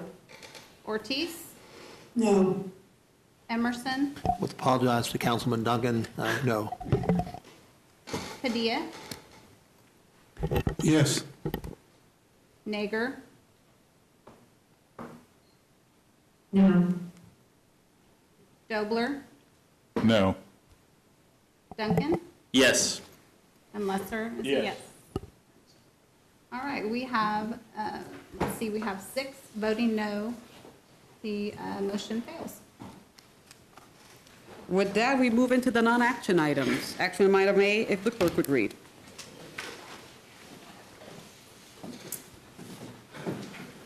A is update on the deployment of bird scooters in the city of Topeka. City manager. Thank you, Mayor. Well, hard to believe, but it has been a year, over a year, since we started the pilot project with bird scooters. And I thought that would be a good idea, in talking with Adam Davis, that we bring them back and give you an update on the processes that they've been using and status on how things have been going. So, Adam?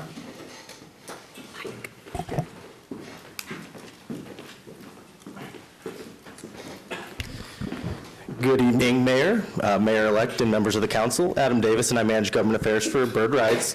My colleague Mahir is here as well. He brought up our latest and greatest bird that we brought off the streets of Kansas City, and we want to show off to you tonight. But just want to say thank you for allowing us to have the opportunity to operate here in Topeka. As you mentioned, the pilot started a year ago. It was a weird year, so we officially got on the road 8 months ago.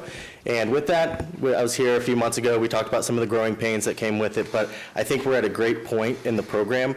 You're going to see some numbers that are what the intent of bringing a program like this is to a community. We've received great feedback, and we've worked with the stakeholders that have raised some concerns as well. So we'll go ahead and jump into it. I do want to apologize. I got creative on my flight last week, and I threw some animated graphics into this, which turns out does not translate to this presentation here. So we'll walk you through those when we come to those. So tonight we want to touch on, just again, welcome, thank you, and then the mission of Bird, 8 months of our operation, share some of the rider feedback that we've had since launching, and then share what our greatest technologies that we plan to bring here. So at Bird, our mission is to make cities more livable by getting cars off the road, which in downtowns is great, but what you'll see in the stats is that Topeka is like no other market that we've worked in that you're going to see ridership is across. It's not just the downtown core, and Mahir will talk on that a little bit here in a bit, but it's accessible for everybody here in Topeka, residents alike. We are an operator across the Midwest. We're in 350 cities across the country and globally, and what that relates to is that individuals coming from Kansas City, Missouri, or St. Louis, or Wichita, Lincoln, they already have the Bird app, and they know how they can get around Topeka. So it's just a way that individuals know what this is. But then also, I think somebody mentioned something about the boomerang, people that are moving back to Topeka that may have moved back, but now they can live here, or the exodus of people moving from larger cities and they're trying to figure out where to go. Having the programs and transportation in place that they're used to is a great way to attract, because they may not have a car, but they may have the Bird app, and it's a great way for them to get around. So it's a great way for us to be able to support Topeka. But then another important aspect of Bird is equitable access. And again, we don't just solely focus on the downtown core of a community, it's the entirety of the community, north of the river here. But you'll see again in the map that ridership is high. And with equitable access, we want to make sure that there's not a financial component. I believe council member last time I spoke talked about it, that there are cash pay options. There's text. If you don't have a smartphone, you can text in a number and be able to access a Bird. So we do want to make sure that physical distribution, there's no financial limitations. And then our vehicle models, we also have those that are not here in Topeka yet, but something we can bring here if city staff would like, but vehicles that can be used by anybody with any injuries or limitations, that they could be able to use a scooter or bike or seated scooter as well.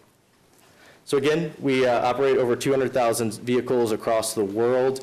We operate in 350 cities globally, and we are the largest operating provider of electric vehicles here in the United States, and we have year-round operations for all Topekans here in the city. So as the Public Works is working hard and snow's not too high, we will still have scooters out there in the event that individuals still need to get to and from work. So we'll remain operational as long as the weather permits. But I'll let him talk through the slides I messed up by throwing graphics in. Awesome. Thank you so much for having us here tonight. For those of you who have not ridden a Bird scooter before, these next few slides just kind of walk you through the experience of a rider. As Adam said, the graphics aren't there, but essentially the start of the ride is it's showing them a map, it's showing them where they can and cannot ride. And then, they scan the vehicle. Like here, each vehicle has a unique QR code on it. It unlocks the vehicle for them, and then they can start riding. Again, didn't transfer really well, but before they can start their ride, there are a set of safety rules that it goes through, and they're specific to each city that we operate in. So in Topeka, it says things like, do not ride on sidewalks. It goes through the no-wheel zone that you guys have in downtown, and focuses on the areas where they can and cannot ride, and reminds them of the proper procedures for safety when riding. And then when they end their ride, it gives them the opportunity to take a picture to show where they're parking their scooters to make sure that it's in a compliant area when it comes to parking. And then we monitor these pictures as well and audit them on our team. Awesome. So as Adam mentioned, it's been 8 months in Topeka, and we've loved it Our slogan is cleaner air, less traffic, and more joy. So far, we've completed over 40,000 successful rides, and that's 60,000 miles traveled. So a really big number, a lot of traveling on scooters happening. And, we care about the environment. We've saved over 17,000 pounds of CO2 emissions just through these scooter rides, and have onboarded or activated 7,500 unique riders as well. So a large percentage of the population using scooters. Push down. No. Awesome. As Adam alluded to, the ride maps, I think, this is very unlike most cities we've seen in a positive way. Typically, we see a lot of ridership in downtown. I've become very familiar with the map of Topeka over the last 8 months. So as you guys know, as you're all aware of, Topeka, or downtown Topeka in the top right is very dense, but we see a lot of densities outside of that as well. It's an equal distribution of rides, which I think I love to see personally, because it means we're accessing riders that are commuting to and from work, to and from school, as well as accessing riders that are using them for recreational purposes. So kind of a mix of riders there. We're seeing increases in riders after we've expanded across the north. So you can see, later in the pilot program a few months ago, we expanded our operating area across the river to the north, and you can see some of the blue dots there. So, only growing and increasing that number. So really exciting to see. You want to take this one? Yeah. And so throughout the entirety of the program, we've taken a continuous improvement process. I was here and we spoke about an action plan that we implemented in the downtown to respond to some incidents that were occurring, and that hasn't stopped since then. Throughout the program, at Bird, we've received a total of 51 complaints throughout the program. And when you have 60, or whatever that number was of rides, 51 complaints, and then our operations team gets out there right away and resolves the issue. Typically, it's an improperly parked scooter. Again, they have to take a photo at the end which shows it properly parked. Most of the time, somebody comes along and knocks it over. It's not usually the rider, it's somebody coming along and knocks it over. But we've taken approaches. The downtown no wheel zone, we talked with stakeholders who thought taking them off the Capitol grounds was a great idea. We agreed, and so we put up no ride zones there. Topeka High School, Washburn University, still talking with them, but at this time, the students love it. They ride around Topeka, they get up to campus, they debird, and then they go to class and they come back. Gage Park and Westridge Mall, we've talked with stakeholders and found that these were areas that just need a little bit more time to explore, and we went ahead and geofenced them off. So we're happy to continue to have those conversations. And again, I think 8 months into seeing what the riders are doing, and with this data, we can work with, I know we've already talked with city staff, but we can help when you're discussing infrastructure improvements. Where are people riding? What is, they might be using a scooter, but they could also be using bikes, and is this a proper road to take off? We're looking at protected bike lanes here, but should we do it there? So we have this data now for 8 months that we can work with city staff to implement into any plans moving forward. Awesome. This one is my favorite slide by far. It's just showing a few anecdotes of riders. I want to read a few of them because they're really meaningful to me. We have a rider who took a ride in August right here, and it's saying, first time riding, it was smooth and fairly fast. It's nice to have another option for public transportation since I'm currently down a vehicle. Right here, top right, you guys don't understand how much I need to roll around on a scooter. Thank you, thank you, thank you. Please put a scooter at Van Buren and Hampton tomorrow. I would rent it rather than drive around in my car for the day. And we did put a scooter there, by the way. I had to drop my car off at the auto shop, and the scooter helped me get back to work. So these are just a few of several comments that we've gotten from riders giving us 5 stars on their ride, and they're very appreciative of them. So I think we do get complaints, as Adam mentioned, 51, all resolved promptly. But it's sometimes good to see the pros as well. Awesome. So what does the future of Bird look like in Topeka? If you've been looking at the streets, you would have seen this vehicle on the left here, the Bird Zero, which is a very sturdy and durable vehicle. It was manufactured in 2018, 2019.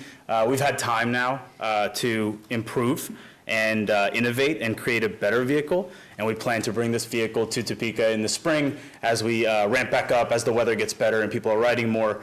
It's our latest and greatest vehicle, and you know, it's here, and anyone's free to ride it after the presentation if they'd like.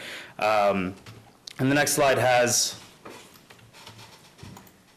a bit more of, and dives a little bit deeper into what the vehicle actually can do and does. I think some of the biggest points that I think will resonate with everyone here, anti-skid, anti-tip. So the kickstand is a lot more flexible and durable. It's a lot harder to push over. As Adam mentioned, if there is a vehicle improperly parked, it's more than likely the wind knocked it over, or somebody accidentally knocked it over or something like that. That's less likely to happen with these. This vehicle can auto-diagnose itself when it's damaged and tell you it needs a repair. So there's a lot of really cool functionalities with this vehicle, a lot of innovation, and we're really excited to introduce it to the city in the spring. That's all we got. Yeah, and I would just say the one thing that I love about this is how environmental friendly it was designed with. I mean, you can literally like puncture the holes, throw it in a body of water for 3 hours, not that we want it to be there, but you could pull it out and it could still run, operate, and it's had no environmental effects. So the wheels are tire puncture, or you can't puncture the tires. And so it's just a vehicle that's meant to, this one's lived on the road of Kansas City, Missouri for the last 6 months, and I mean, it still looks in pretty good shape, but they are meant to last. They are aesthetically appeasing they kind of blend in with the natural landscapes of downtown. So we're excited to be here. We're excited for what's to come and happy to entertain any questions you might have. So I know that one of the biggest questions that we had at one point in time was those wheels that are not causing damage to the pavement. Is this new model including that? This model, you cannot do burnouts, skid marks, anything. So, and the graphic artist is no longer out there, and this scooter cannot be used for such. By the way, just so that you know, I received a call from the National Conference of Mayors asking for that picture. So, because they could not believe what people were so creative to do. They had not heard about this in other communities, so apparently we have a lot of artists here. So, other questions or comments? Councilman Duncan. This is a random question. What is the weight of the current scooter and what is the weight of the new scooter? Do you know? Don't quote me on exact numbers. This one is closer to 55, and the one that's currently out there is closer to 30, 35. So it's lighter? Yeah, this one is heavier. Yeah, okay. Well, okay, so, and I know you know, the number one, at this point, the number one complaint I get, and I think I've passed some of these on either through city staff to you, and I know you hear this a lot, is I'm not putting any fault on you folks for people who drop them in the middle of the sidewalk. I do know, and I believe you can download the app and still report problems, correct, without having to go through, do you have to sign up and put a credit card in, or can you download the app and report a problem? Yeah, so we have community mode in our app, so they can just go in the app if they have it downloaded, and they just hit the community mode and they can report it, and it goes straight to our 24-hour operations, and they come and retrieve it. Okay, because obviously, as you know, individuals who either can't walk over the sidewalk, walk over them or lift them, who are disabled or in a wheelchair, clearly have an issue with, they come up. So I want to continue to spread the word to that community that that app is something they can download and report immediately to try to get some help. On several occasions, my frustration has been, and I've reported this in, is I have watched your staff place multiple scooters on the sidewalk as opposed to putting them off, whether that's because they want that location and there's no curb to put them on. And so I'll continue to report that, and I know it's a training issue, but I applaud you for all the other responsiveness you've done as we dealt with the downtown issues, and some of the people, I'll tell you right now, who wanted me to run you out of town when you started have come around and said, okay, we're not having those problems. So all that is great, but we've got to work on the way to keep those sidewalks clear for those who cannot, once they hit that point, have no other option to get around those scooters. So I'll just stress that today. Thank you for the other, but we got to keep working on the ones. Thank you very much. Thank you, sir. Thanks. Other comments or questions? Councilwoman Hiller. I really have a question maybe to you all, whoever can answer it, but to the body. I mean, we all went through a lot of drama, let's say, when they were downtown, and it turned out the zoo had some problems with that as well, and apparently some other locations. And I was anxious. I mean, obviously that was stressful for all of us to try and get through that first phase. I was a little worried. I mean, obviously, we needed to geofence downtown, at least for a while, in the Capitol. But have you had feedback from anybody in terms of feedback about how it's going? Now, like Councilman Duncan said, I'm interested in hearing how it's going. The numbers sound so high, but also concerns about being blocked out of downtown. I mean, when that first happened, I remember seeing a whole line of them at like 13th and Kansas just dropped, and they must have died. You know, are you getting feedback of people who are saying, why can't we go downtown, or why can't we ride at the zoo, and things like that? And what are your thoughts about looking forward, any of those things? I can speak to that. Yeah. Can I talk on this? Yeah, so we have received a lot of feedback around those lines, for sure. I think the two biggest areas are Gage Park, which I know is not a conversation for this team, and the no-wheel zone in downtown. And I think, we have a piece of data that we measure. If you saw, it said 40,000 successful rides. What we're not including are unsuccessful rides, right? And those are the ones that start right in that no-wheel zone in downtown and then have to, deburden and end their ride. And so, yeah, we've received a lot of feedback along those lines. I think, it's a cost-benefit analysis that, we've run, which is we want to keep the complaints down. We want to make sure that it's safe. Right, and there's a reason that no-wheel zone is in place, and so we made that decision to continue to stick with it, which is something that we've worked with you on. So that's kind of where we stand. Would love to open up a conversation potentially about making some type of change, and that's something we can do offline. But yeah, we have, to answer your question, we have received feedback about that. If I can follow up with two questions. So the ride volume has sustained even with those zones off the grid? It's moved. So ride volume in that area has decreased, correct? Sure, but overall? Overall has sustained because people are riding elsewhere. Right? Okay. Because the ride volume in that area came down, we've moved the supply around a little bit and moved the vehicles around, so now people are riding in other areas. Well, and I know one concern people had downtown about bikes and other things too was not being on the sidewalk. I don't recall that it was a no sidewalks thing at first. Maybe I just don't remember. And I see that one says no riding on the sidewalks right on the scooter. Is that no sidewalks anywhere? Correct. I mean, so that's a bird rule and preference is that, the scooters are ridden either in the street, in a bike lane, not on the sidewalks. If they're on the sidewalks, then they're walked because it's a safety hazard. Okay. I remember seeing them on sidewalks before, and so I just didn't know. Are you talking about deployed on sidewalks or riding on sidewalks? Riding on sidewalks.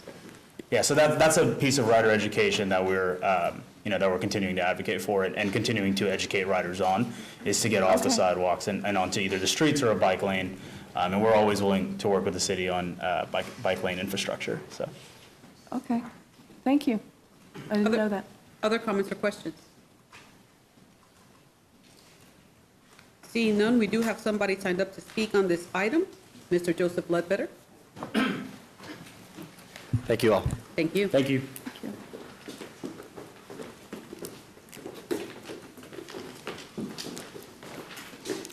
Good evening, governing body. I want to make it clear that my comments are mine alone. I'm not representing any of the boards I'm on. I'm going to simply report to you what I've seen on Parks and Rec and also what I've seen on the Metropolitan Transit Authority, not as a board member, but me as an individual. So I'm clarifying my comments. First of all, there is a reason that Gage Park has been blocked out because we had vandalism over there early on in the program by some very creative graffiti writers. And they tore up a lot of turf, and I don't know that we're ever reimbursed for any damages, but they have zoned that off. Also, I'm on a subcommittee that in that board that the question came up, could we allow these scooters on our bike trails, and emphatically the advisory as a whole said no. We'd already seen problems with Gage Park, and we did not need scooters laying flat when people are trying to ride bikes at 15, 20 miles an hour. We just saw a horrendous potential for liability with these abandoned scooters on our trails. There's also no easy way to transport them back by their pickups or however they pick them up. And then they're going to a heavier model, that would be even more problematic. On the buses, I've heard complaints at our board by bus drivers that said these vehicles had been laid down in front of the bus stops where the people were trying to embark or disembark from the buses, and the driver actually had to get out and move it. I think that was once or twice that I heard that. And they were really angry. They said, that's not in our job description. And these are union guys, so, you know, just know that. And they did not want to have to be involved in managing, you know, bird scooters for a private entity. Now, I've also seen them parked in our bus shelters, so they kind of made like a scooter hangar or scooter garage. And we had to actually reach out to them and say, these are not for you to park your scooters in. I would have thought that would have been a known, but I did comment to the director when all of this came up with the buses. I said, we have not been involved in this discussion. He said, I know. I said, well, I see problems, and there were, because I said, I can just see problems happening because we have not been part of this discussion. Now, they did get a number from somebody, finally, that would respond to the problems, and so those problems have gone away somewhat. I'm not counting them. I'm just telling you what I know. But I would say that when you undertake something like this, there's got to be a whole lot of questions asked, and all the entities need to be involved, not just the City of Topeka. Parks and Rec was involved, but we weren't asked. The Metro was involved, but we had no input. I think when these people come to different cities, they need to check out who all the entities are that may be affected. And I do have a concern about these things being laid down on the sidewalks. I see that a lot. So if somebody is walking along and, you know, they're, you know, maybe not as agile as some of us, and they trip on these things, and I don't think, from what I've observed, they seem to be able to pick them up real quick and take care of them. But that's just my own observations, and again, these are not board comments. These are just me as an individual from what I've seen. Thank you. Thank you for your comments. Additional comments or questions from the governing body? Again, this is a discussion item. We appreciate the presentation. We move on to our next item, item B, if the clerk would read. B is discussion concerning the Citizen Advisory Council and Neighborhood Improvement Association. City Manager. Thank you, Mayor. Tonight, we have a discussion item as it relates to changes to the CAC and NI ordinances as part of the overall update to Title II resulting from the abolishment of the Department of Neighborhood Relations and the creation of the Community Engagement Division. Previously, Department of Neighborhood Relations staff worked with the Citizens Advisory Council and the NIAs. That responsibility now rests with the Community Engagement Division. This ordinance has been reviewed by the Citizens Advisory Council on 2 different occasions. Presented for your consideration tonight as a discussion item with the intent to bring it back for action at a later date. Thank you, City Manager. Before we proceed with council deliberations, we do have somebody signed up to speak on this item, and I would like to invite Mr. David Bodden to come and speak to us. Thank you, Madam Mayor.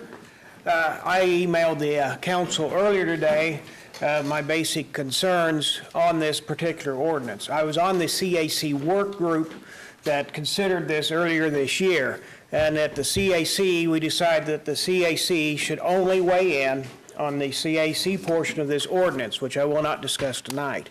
We would leave it to the neighborhood leaders to weigh in on the NIA portion and informed them of our decision in that matter.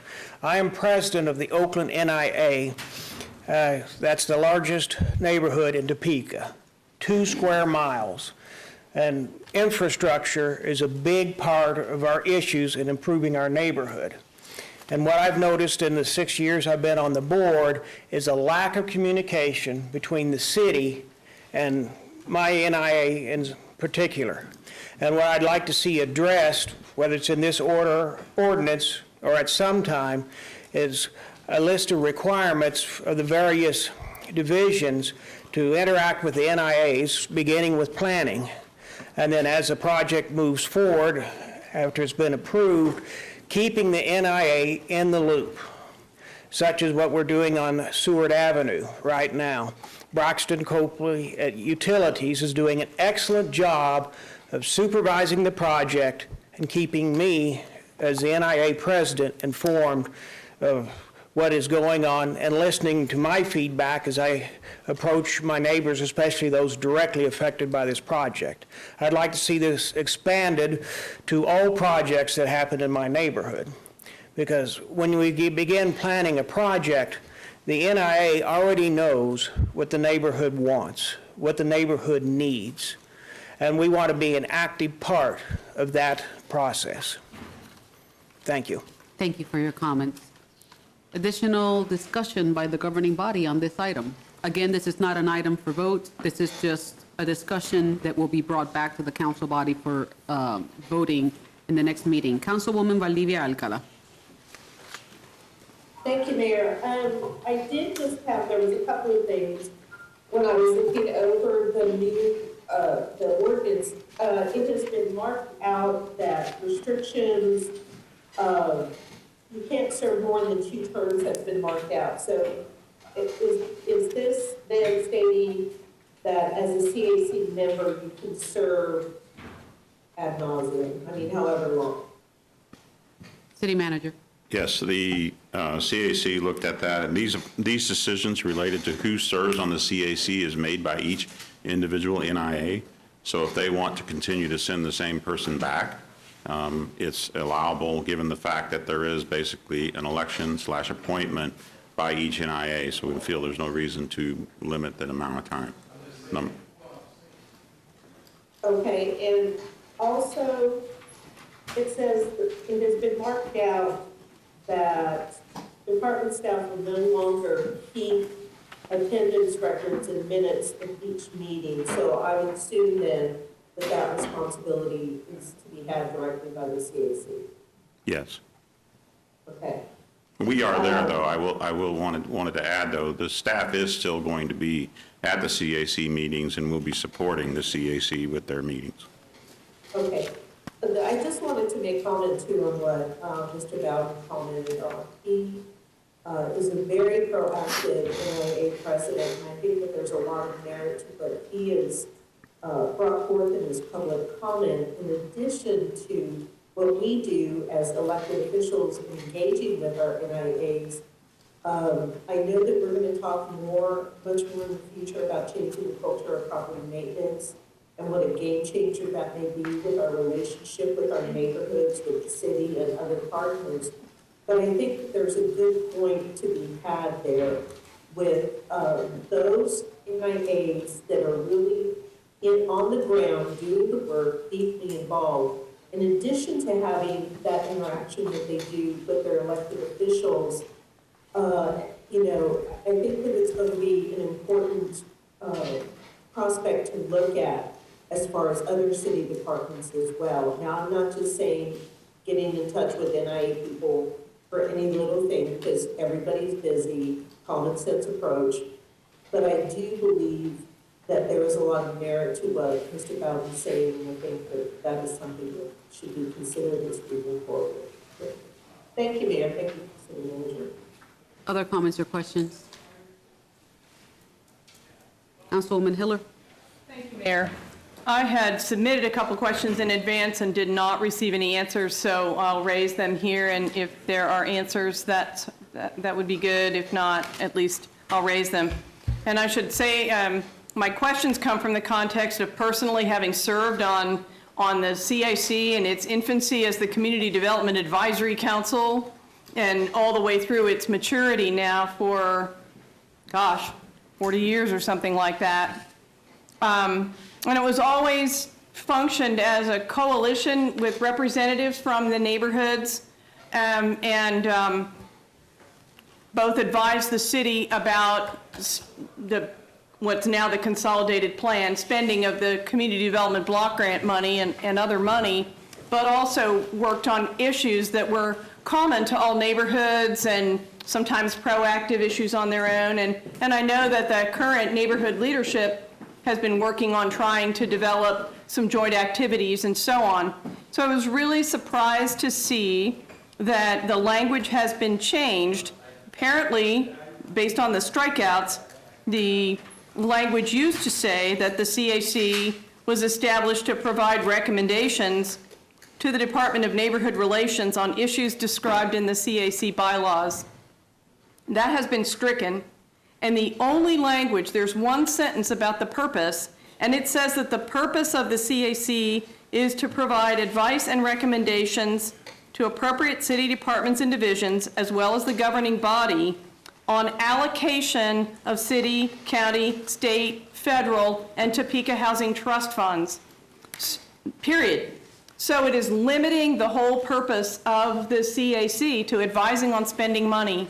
And I was really surprised to see that. So my question is, was that intentional? Yes, this was the language that they reviewed and approved. And so, but I know that they still have additional purposes that are covered in their bylaws as a requirement that they review the applications that are submitted for SORT and other grant programs that go out into the NIAs. So that mission will continue, even though it's not listed here. Well, I asked a few people that were on the CAC whether there had been guided discussion about this issue, and they said no, that this had been kind of gone through just in terms of like changing the name of getting the Neighborhood Relations Department out of it and some cleanup. So, well, and I was at the meetings, and this Okay. has been gone through by their organization twice. Okay. So it was intentional on your part as well, that there Right, so I'm will be following the limited? guidance related to what they're interested in seeing the language be. Okay. That doesn't mean that we couldn't, if there's a need or a feeling of the governing body that their role should be greater than that, then that's a recommendation, and then we can ask them to comment on their position as it relates to that recommendation. Well, their agendas lately have been pretty broad. Yes. And so I just didn't know if it was intentional to narrow that whole focus Yeah, and immediately. my apologies for not getting an answer back. There's been a lot of other things going on the last few days, and I did not get a Understood. chance to get to this. I guess I personally would like to see us engage them in the conversation about whether they intended to be broader, but if that's what they wanted, I was just surprised because it's never been that way. Right, and what I would suggest is they'll have a meeting at the beginning of December, and if there are questions that you have that you would like a response from the Okay. leadership, if you could submit those to me or to Monique, and we can make sure that they get to them and ask for a response before we bring that back for action. Great. Thank you on that. Now, the second question was a similar one, but it's the NIA charter, and my understanding is the CAC decided not to consider that part of it, and apparently it's not been sent out to the NIAs for comment. So I'll just go ahead, I guess, and ask the question, and that would be, their charter and their purpose is a little broader. There's 1, 2, 3, 4, 5, 6. So I was okay with that, but on the lines 122 to 125 talks about developing annual neighborhood plans, which sounded really great, neighborhood improvement plans. But then it continues and says, and submit such plans to the CAC and the Community Engagement Director for consideration of additional funding allocations in the months of March and July of that current year. And I was just really puzzled because that's very narrow. We'd been spending time getting detail out of these things, and I wasn't sure what that even had anything to do with. I think the intent there was to make sure that we targeted specific dates in order to ensure that time doesn't just pass and nothing occurs. And so by putting a certain date, that is a date that could be modified, but I think that was the dates that, through the consideration, they chose. So it is simply what they believe to be the appropriate date, the months to consider who the is they? CAC. The CAC said they didn't consider this. I I don't know, I guess I'll have to verify that, but I believe that there was mentioned. But we can look at, the months are not specific, and we can make a modification if needed. It just seemed like it was too detailed without any tradition of doing that to be in our city ordinance, and so maybe they can. And I know that part of the discussion that occurs as well is that as we look at the use of the NIA funds, we get into this part of the year and there is a great deal of funds often that are left, and trying to figure out how they'll be utilized. And so making sure that we at least talk about the expenditure of funds at an earlier time in the year rather than waiting to the end. Well, and as you know, Councilwoman, a number of us have been working one way or another on both the dreams as well as the changing our culture, and so engaging neighborhoods and doing things that aren't necessarily related to city money only and directing their whole purpose just about city money is kind of counterproductive to encouraging them to be self-sufficient and to look other places for money and to work with the city departments as well. So that was part of where that came from. We can sure consider that. Thank you. Those were the only two comments. Additional comments or questions? Seeing none, just a reminder, we will have this discussion item again on the 7th. So if you do have any questions, feel free to reach out to the city manager or the staff, and your questions should be answered before then. We now move on to the next item, item C, if the clerk would read. C is discussion regarding the 2022 Topeka Dreams Grant awardees. City manager. Well, thank you. I'm excited tonight to have Latoya Burnett. If you go ahead and come forward, Latoya. This is a new program. This is something that through the last budget process that the governing body went through, made the decision to have a grant program that would allocate up to $200,000 towards the assistance of programs and provide grants within the neighborhoods. And so there was a recent process that was reviewed and different projects were considered through the CAC for approval. And so tonight, Latoya will go through those programs that were selected for approval, and then later next month, we'll consider action. So Latoya? Okay. Good evening, Madam Mayor, Mayor-elect, governing body. As the city manager stated, I am here to present the recommendations of the Citizen Advisory Council for the 2022 Topeka Dreams Grant Funding Awards.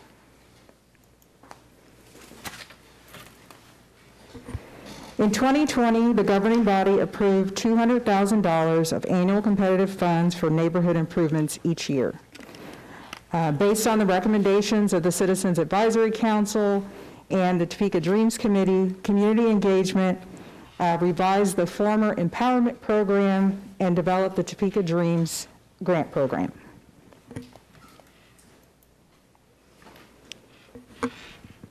Here's a summary of the timeline for the 2022 grant process. In August of 2021, I'd like to point out the applications were due to community engagement. In September of 2021, an internal review committee, including staff from city engineering, planning, utilities, Shawnee County Parks and Recreation, and the Citizen Advisory Council Vice Chair, provided recommendations based on local, state, and federal regulations and requirements for funding eligibility. All submitted applications and recommendations were then provided to the Citizen Advisory Council in October, and eligible members of the CAC provided their funding recommendations for approval by the governing body. These are the various types of projects and funding sources, which include public accessibility, neighborhood beautification, quality of life projects, and community engagement. We received 8 applications from 4 neighborhood improvement associations. The total funds requested, as you can see, was a little bit over $359,000.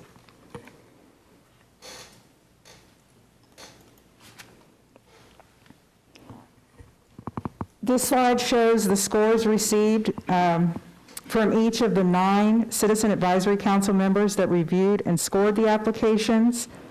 All 9 scores for each applications were then totaled, and applications with the highest score were recommended for funding.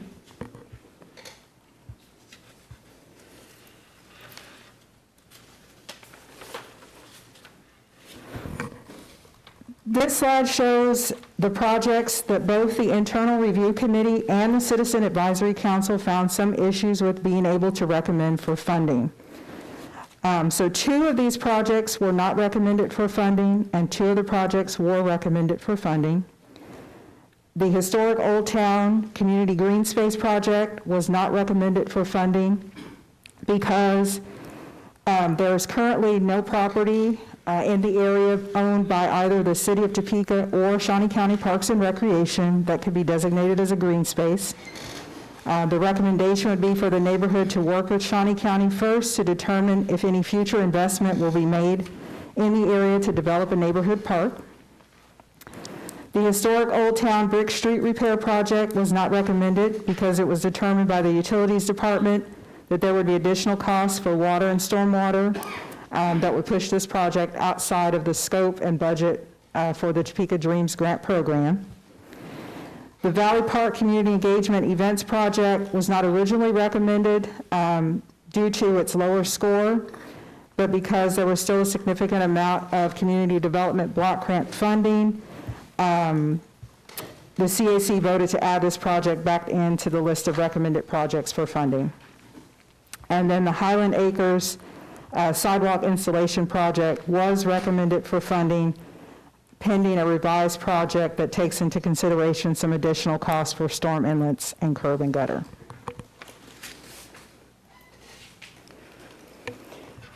As you can see, 6 of the 8 projects have been approved for funding, and the total recommended is $191,030.63. And upon approval by the governing body and HUD for all projects, the Community Engagement Division will begin assisting all neighborhoods with implementation of these projects in 2022. And I'm happy to answer any further questions that you may have. I don't have questions. I just want to say how cool this is, that for a long time, we talked about potentially having some community budget pools that the community could actually choose what they were going to do. And it's just beautiful to see that 6 out of the 8 projects were able to be funded. And it just shows that we can trust our community by telling them, here you go, there's a budget, what do you want to do with it? So it's phenomenal. Councilwoman Nager. Thank you, Madam Mayor. In that same vein, I just really appreciate these community members stepping up to the plate.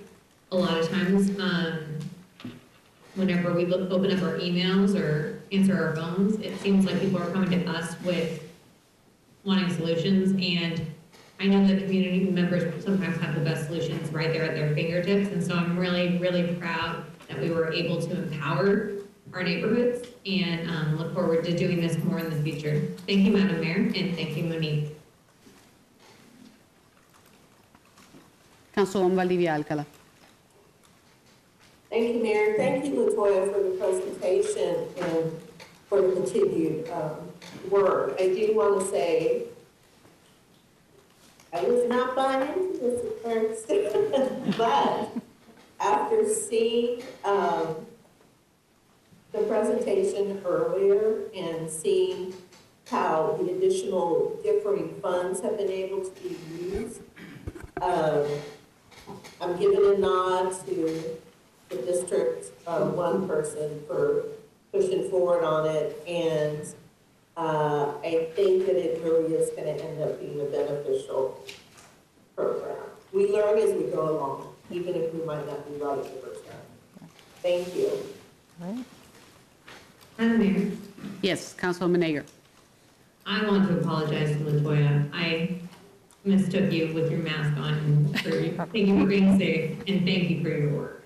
That's okay, thank you. Councilwoman Hiller. Thank you, Mayor. I too, it's so exciting. It was exciting to see how fresh the proposals were. They were, we opened it up and they were different. You guys, you did a great job as the staff, and I think the CAC has always done a good job of working together with their system to work on vetting those, and I'm just thrilled to see how it went. Thank you. Okay, seeing no other comments, thank you so much for your presentation. Okay, thank you. We move on to the public comment. The first person signed up to speak is Mr. John Rush.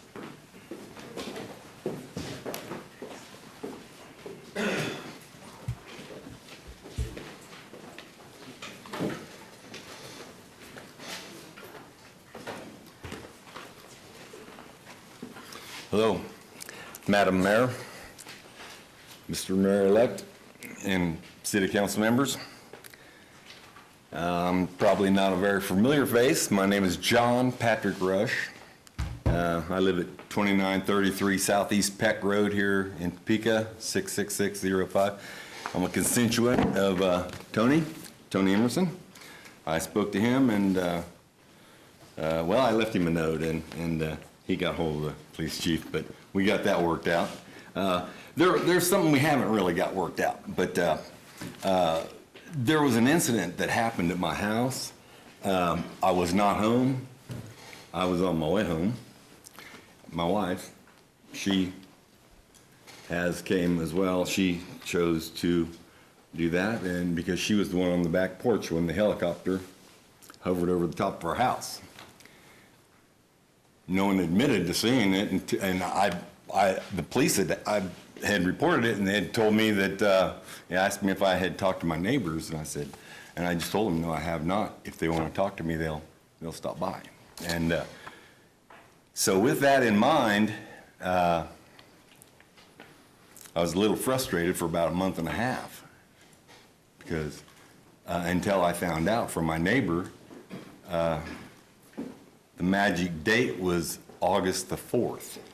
It happened on 6/15. So, and on 8/4, I made a police report. I called the sheriff, left him a message, and I called a city council member number that was given to me through the police department. And so, well, with all this, then my neighbor, I go out to my mailbox, and my neighbor had, hey neighbor, what are you doing? And I hadn't really talked to him much. He is a man of color, and I grew up in a family we don't see color. Okay, so I treat him like any human being, and I think that most of us do. So anyhow, he starts telling me all about the helicopter over the top of my house. All up to this time, all I've been told was there were no helicopters in the area, and that so with that in mind, I've been to the police department, made a report, came home. He's told me about it. While I'm talking to him, 2 unmarked SUVs, Topeka PD, show up at my house. And I got my back to them, and he goes, wonder why they're here? And I turned around, I don't know, I'll find out. And so I walked over there, and he went inside. But I went over and talked to him, and I told him, they'd asked me what was going on. You still have a minute, sir. Okay. So anyway, all I want to do is I want to find out who funded it, and I want to know what municipality was involved in it. Because because either that, well, that's kind of where I'm at with it. Because all I've gotten is dead ends. And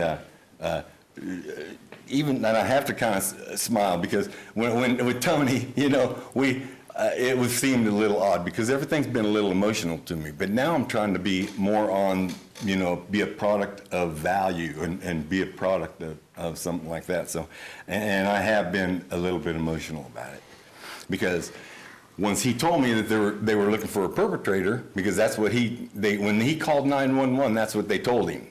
And when I told my wife that, we were on the back deck, and she goes, John, what if because the helicopter was right over her, the top of her, and she's going like this. Okay, give me 5 seconds. Do you need an extra extension? We could grant you an extension if you would like to have that, for like a minute or two. The what? Would you like an extra minute to speak? Oh, please. Okay. Okay, so Just a second. I'll do Okay, thank you. 2 minutes. Do we have a second? Second by Councilman Dobler. All those opposed? Seeing no opposition, sir, you have your 2 minutes. Okay, so my wife and I are on the back deck, and she goes, "John, what if I was the perpetrator and your wife was dead in the house?" I mean, that broke me up. And so that's kind of where I'm at with it. Not only do I want to know who it was and who funded it, because something's going on, and I believe that it's very possible it's still going on. So if I could get some help, I would really appreciate it. I know you all have got a tough job, and we all have families, and I've tried to be within the means of the law my entire life. I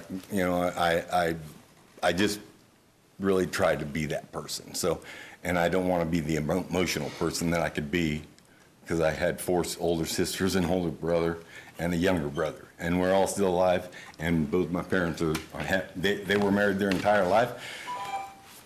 That's all I have to say. I'd just like to find out who it was and who's involved in it. So. Thank you, sir. If we could have somebody from staff follow up with Mr. Rush after the meeting, so that we don't have to have the conversation in the middle of public comment, that would be appreciated. Thank you so much, sir. Somebody from staff will reach out to you after the meeting is Thank you done. for your service.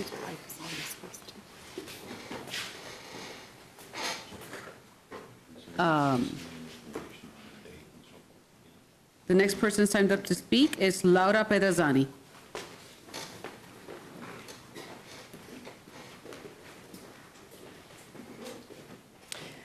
Hello, my name's Laura Pederzani. I'm a resident of District 2 in North Topeka West. I hope that you all received the information, letter, and photos that I emailed over a week ago, actually. But I wanted to come up and talk to you about some things that weren't necessarily included in that as we continue discussions about infrastructure improvements, specifically in my area. So the North Topeka West area, I want to give you a little bit of background. Before being annexed into the city of Topeka, we were known as the city of Eugene. It was annexed as the first ward of Topeka in 1867 when William Curtis, the grandfather of Charles Curtis, sat down with Cyrus Holliday and said, hey, our area of Eugene has access to the railroad and a really great ferry that takes everything across the river to you guys. And so we are one of the oldest districts in Topeka. We are one of the first areas annexed in. That being said, one of the things I emailed over was some attachments of an infrastructure map of Topeka. So this is attachment A and B. When you put them together, this is the overall. This is the area where I live. And as you can see, we are the area with the least amount of stormwater infrastructure in the entire city of Topeka. As one of the oldest districts, to me, something doesn't quite seem right there, but I just want you to understand that as we continue conversations about ARPA funding and conversations about the new infrastructure bill and things that federal dollars that hopefully will be trickling down, there are existing needs in the city, especially in the North Topeka West area. We are so critically underserved in our infrastructure. The photos that I attached, that is after less than 1 inch of rain. We have standing water on our streets, 1 inch of rain. I'm not quite sure how, if you don't live in the area, how to voice how frustrating it is, and not only that, but how dangerous it is when we think about the impact that that has on our health and on our environment. I also know that I can kind of see it in some faces. Stormwater is one of those things that I know every district can say that we need more infrastructure, but the data is here. We are critically underserved, and something should be done about it. I'm asking something to be done about it. We are not asking for curbs and gutters on every single street. And the letter that I attached with some specific recommendations come forth by our NIA in our area. All we are asking is to be brought to the same starting level as all of the other NIA districts as they currently exist with the data that's available in the city of Topeka. I also want to say that it's timely that we've had these discussions at the same time that we're talking about the Dreams Fund grant projects and things like that. Because for a very long time, that has been the response of the city of Topeka. You guys should write a grant. Well, one of the proposals was, basically knocked out of the running because $100,000 doesn't do much when you're talking about the massive level of infrastructure that's critically needed in our area. So with that, I appreciate all of your time, I appreciate your service, and I look forward to discussing more possibilities of infrastructure improvements in the future. Thank you. Thank you for your comments. Ms. Kelly Rush, would you like to come and speak? Sandy's. Oh, I'm so sorry. Ms. Lassiter was first. I am so sorry. I will call you up in a second. Thank you. For some reason, I just... Good evening, Madam Mayor and Mayor-elect and governing body. And I know I kind of belabored the point of saying good evening, but I tell you, life is such a blessing, and life is like a vapor. And so I've had some real serious experiences here in the last few months of persons that, I spoke with today, and the next day they're gone. So when I elaborate that, I have a purpose in doing that. I wrote to each of you. I think you received my information, and I wanted to make sure that I clarify what I had to say. I like to always have an understanding that when I talked about the city manager position, about being homegrown, about being a person passionate and invested in our community, I was just very serious about us spending money on a search, and then as that person may exit or removed or whatever, we're spending more money on a severance package. And that was the major concern about persons coming from out of state or out of town, that maybe we at least have somebody that's been here at least 5+ years that is invested and passionate about our community. Significant. The second portion of it was about the chief of police position. I was not referring to that, and having opportunity to interview each of the candidates and observe and listen to the boots on the ground, so to speak. We had some persons that we felt were very qualified. However, the person the most qualified to some of us was the person from Detroit. And the reason for that is because she had a great vision for reformation, reformation, not defund the police, but reform the model.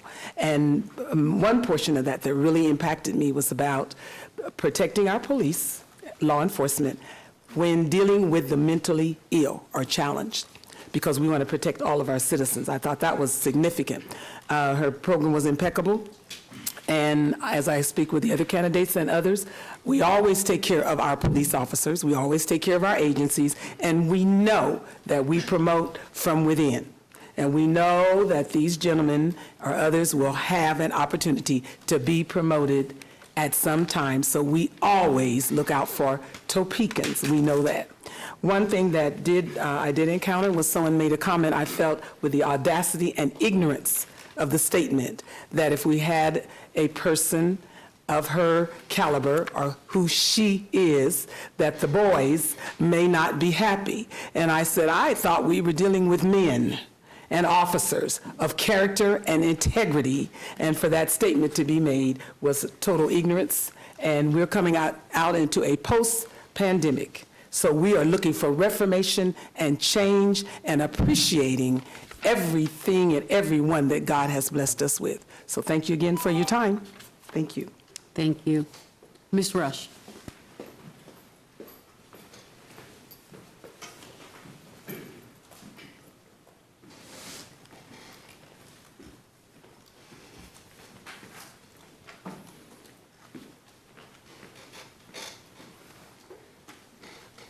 Good evening, Madam Mayor and the council. I'm here also mainly for the reason my husband was. I believe you all got my note this afternoon. I sent it in an email, so I'll make it rather short. The reason we came to the city council is because we were told that any kind of surveillance must be authorized through the city manager and the city council. We're just frustrated after months and months of being told, it didn't happen at all, you're seeing things, oh, there was a perpetrator, oh, there was a burglary in progress, just different things. We're just trying to get this wrapped up and find out who is responsible and why. But that's all that I needed to say. Thank you very Thank much. you. The next person signed up to speak is Shamika Sims.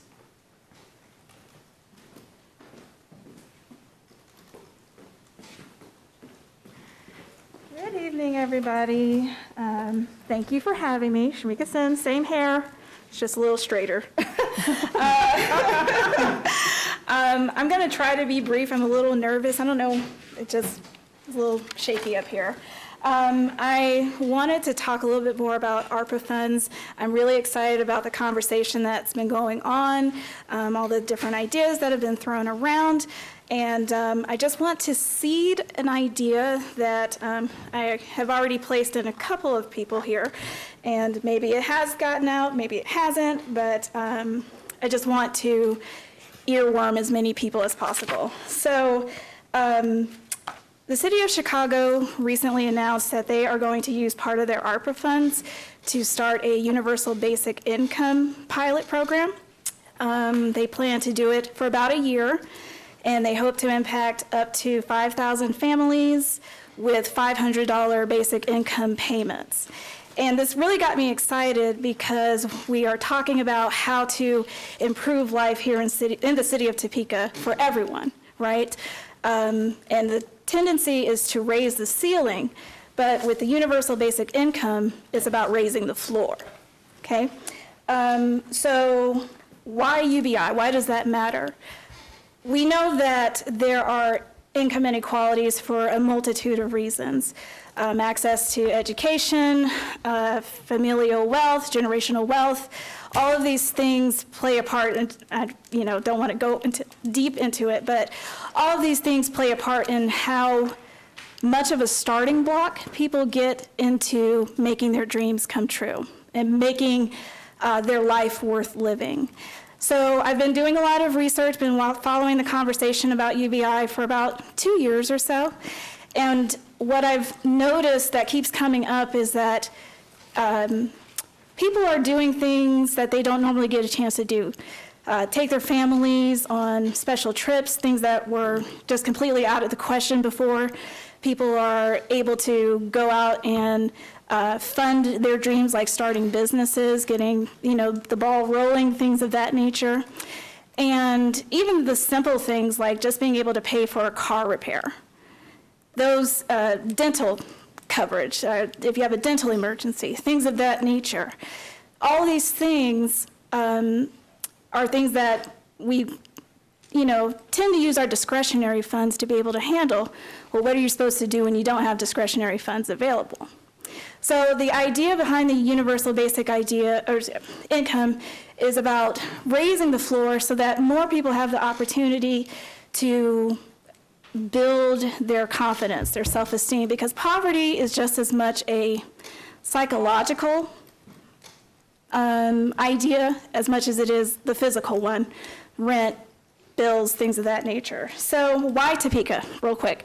Topeka has a unique opportunity in that there are a multitude of people being represented in this city. A lot of the countries where this program has been piloted have the people look the same. The people have a similar identity. We here in Topeka, we don't necessarily have that. We come from all different kinds of walks of life. Additionally, when you compare the cost of living in Topeka as opposed to places like Stockton, California, where they're doing UBI, in the city of Chicago, the money may not go as far. Here in Topeka, we know that $500 can make a significant difference for people's lives. So I kind of did the math. I kind of looked at, what's... Shamika, you're out of time. Do you need an extra minute? Please. So I know that there's... Just a second. We have to approve it. We have to approve it. I'm sorry. It's okay. Additional 2 minutes. Do we have a Councilman Dober second? All opposed? Nobody opposes. You may proceed. You have 2 more minutes. Thank you. I'll be quick. So I looked at the breakdown of like what projects are being proposed at this time. I noticed that there is a COVID Basic Needs Fund, which is currently slated to do utilities, mortgage, and rent. I would like to seed the idea of using that almost $300,000, I believe, to identify and give between 25 to 50 families a universal basic income of $500 for the year. So that would be roughly $6,000. The idea, too, I mean, I don't know who would do all this. I'm interested if anyone wants to talk to me. But this might be a research ground potentially for places that are looking to do similar ideas or similar things. And we would have that ability to say, hey, this is what happened for us. This is what worked for us. So it's kind of allowing mid-sized cities, I guess we're mid-sized, I don't know. I've only lived in Kansas and New Jersey. So other mid-sized cities, an idea of what it looks like to raise that floor and how that would affect the economics, what people spend their money on, things of this nature. We could even go to the state, you know, with that kind of idea. So in closing, I just want to, again, earworm that universal basic income is something that the city should consider, and that it gives power back to the individuals and the families to determine their own trajectory and their own fate. And I think that's what's most important. Thank you. Thank you for your comments. The next person signed up to speak is Mr. Joseph Ledbetter.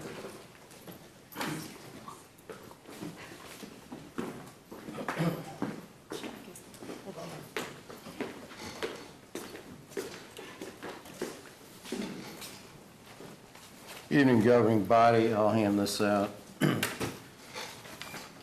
First off, well, one for the record. I sent this by email to everybody, so you can look that up. This is a 2020 document from Utilities, December, stating the amount of water pipe that was going to be replaced. And before I go there, I want to talk real quick.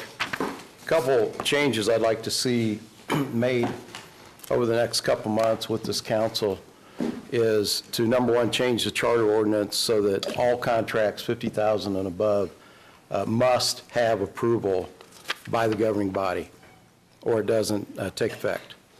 The second thing I'd like to see is that this governing body would take control of your own agenda. Now, let me talk to you real quick about this. I can look at each and every one of you, and I think you all can set your own agenda. I don't think you need a manager or anybody on staff to set that agenda. Many governing bodies across America set their own agenda. This is not unusual. At some time in the past, I think we did do that. I didn't go back and research it, but unless you control this agenda, you don't control this meeting. And this is the governing body. This is the council's meeting.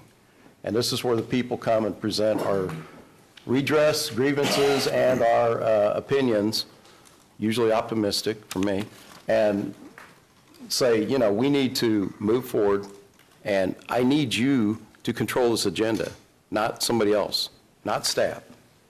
So back to this diagram. I'm not picking on anybody, but we're about, I think January 1st, we get yet another rate increase for water. This isn't inflation out of Washington. This is inflation right here, out of our own government.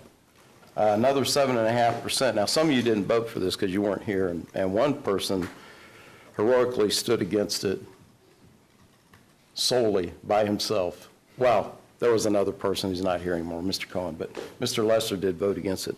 But if you tabulate that in, we're now looking at basically a 33% increase in just 3 years when you actually factor in what we're paying. Now, we were sold that we would be replacing water pipes, okay, to get rid of the problem of high cost of repairs, and it was quite eloquent. Of course, the public was not allowed to comment on the presentations, which is another change I'd like to see made by this great council. But if you do this math of 890 miles of water main, and they say, yes, we're going to replace all of them within 150 years, that comes down to basically 6 miles a year. And I can only find evidence as I drive around town of about 1.5 miles. And this is not just this year. I'm not picking on the new director or an interim director. I'm telling you that this has been ongoing. We have not been keeping up with what the CIP budgets claim we're going to be replacing. And the proof of that is that the brakes haven't gone down, they've actually increased. Now, if you further dig into this, as I did a couple years ago, and I asked questions of our resident expert on pipes, Mr. Tony Emerson, he told me that PVC can last for not just 100 years, but even more. And so we replaced a lot of this pipe 2 decades ago. I went back and checked. Over 100 miles, and it might have been 150 miles, so we replaced with PVC. And it was cast iron. It really wasn't, I'm going to humbly ask for another 2 minutes. Promise to Councilman finish. Emerson makes the motion. Councilman Padilla seconds. All opposed? Nobody opposes. Mr. Ledbetter, you have 2 Okay. minutes. 2 minutes? Yes, sir. Thank you. So if you do this math of 150, you divide it into 890, it's very simple. It comes out to about 6 miles a year. One of the reasons the quarterly reports aren't reflecting from utilities, again, I'm not picking on anybody, I'm just simply stating what I'm seeing, that these projects aren't stated in the quarterly reports. Remember I sent an email, said I want to know what projects we got done with our pipes, with the pipe replacement. You remember that email? I know you do. I know you read mine, and I thank you for that. But anyway, what occurred to me was there weren't any projects being done. That's why they weren't listed. I mean, it's a simple explanation. Now, we have got to ramp this up, or maybe we just need to give back the rate increase, because that was what we were told. We are going to be replacing miles and miles, and you're going to see every neighborhood over the next few years getting replaced pipe that has been broken and is in miserable condition. It's not happening. It's happening here and there, a few little projects. Oakley got done a couple years ago. It was about 4 blocks. It was about a half mile. Gamble in Nottingham got about a half mile replaced. That's out by Lake Sherwood.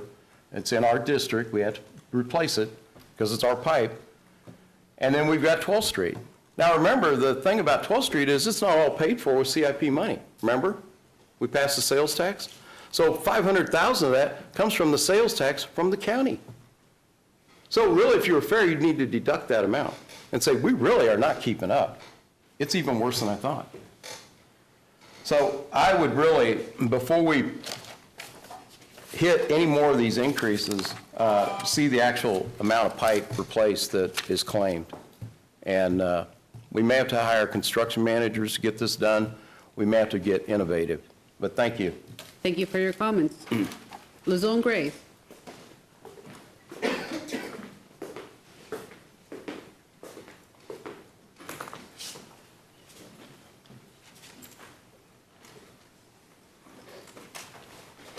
I have handouts too. Probably keep one to share with the members who are not here.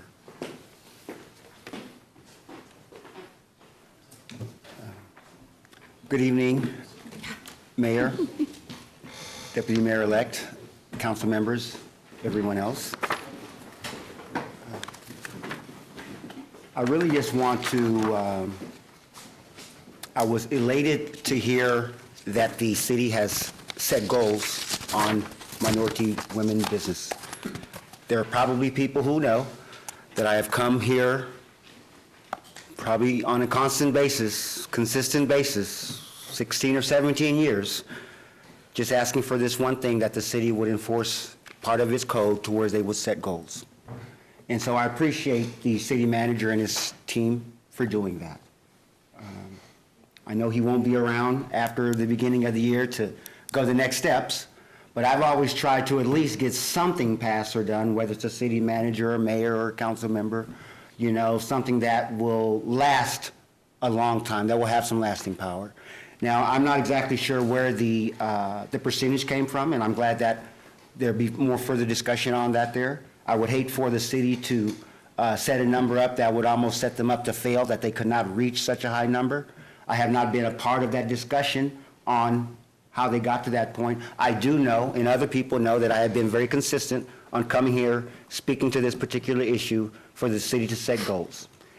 I believe that by setting the goals, now other things will fall off into place. That if it gets to the point of the goals, the reports, things aren't working, questions are asked, suggestions on what can be done to maybe make it work better, I think that that's all going to be a part of the play, and that it will change the way that the city looks at how it rolls out economic development training and programs. Just setting a goal and not doing anything else doesn't mean that we will meet it. I think that there's probably some other training structural things that through the sales tax, JADO contractor, things that needs to be changed for more targeted type of entrepreneurial training, supplier diversity initiatives that would have to go to actually give a chance of meeting those goals. So most importantly, I just wanted to really come here and thank Mr. Trout and his staff for, on his way out the door, setting these goals, because that eliminates me having to come up here and speak to this issue ever again. I've shared on the documents there, that particular issue. But at the top of there, on that document there, this isn't anything new. These are the specific things that I have been very much focused on accomplishing. At the top there was the city setting its goals. There are others on that list, list just as well. I will be coming back for those. I appreciate Councilwoman Alcala for really taking a lead on that and allowing me to come to the table and share my ideas, and I look forward to what comes out of this here, because this is sort of just the beginning. And that's really it. So thank you, Mr. Trout. Thank you. That wraps up our public comments. We move on to the announcements, starting with the clerk. No meeting next week. City manager? No. The only announcement I have is that December 7th, Mayor-elect and I have been talking. I have a work commitment. I'm going to be out of town.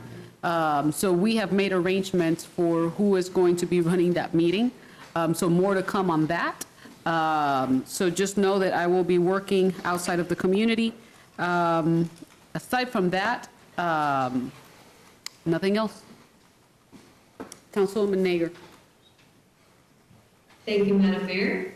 I just wanted to again thank the people who have been serving in our armed forces and our veterans. I got the opportunity, along with other dentists, hygienists, assistants, office managers, and office staff that I work with, to be a part of a donated dental care day for veterans this past Friday.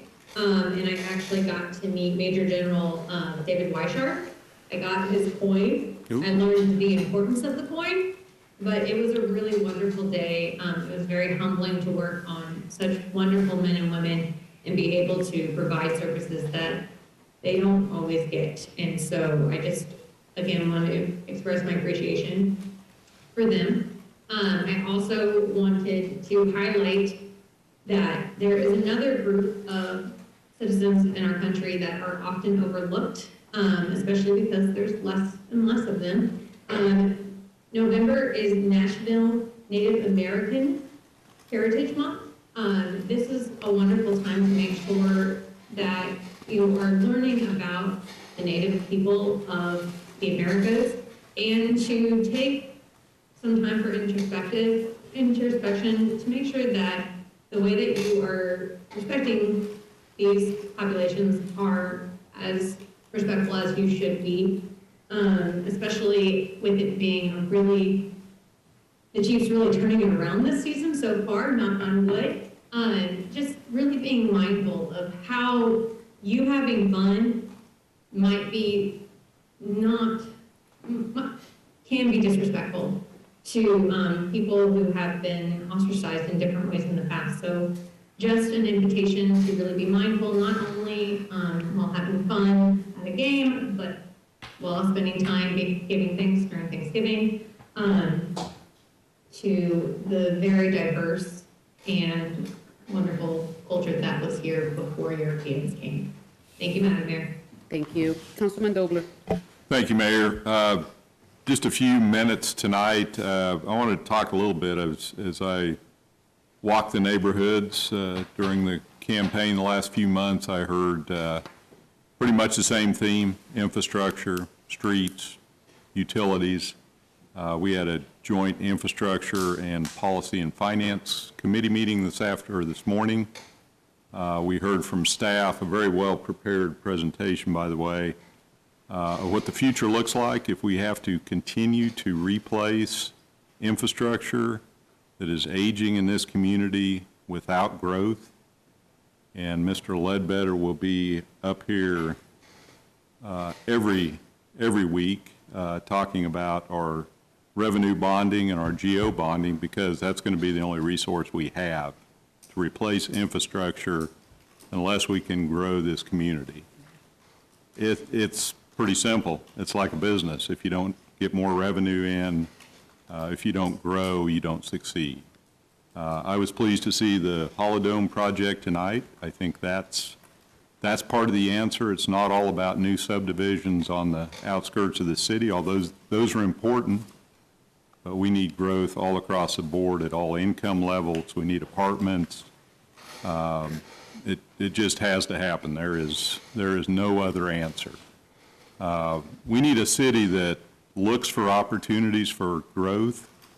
We need a city that reaches out to property owners, developers, and asks, what can we do to help you with, a subdivision project, with a development, whatever it is.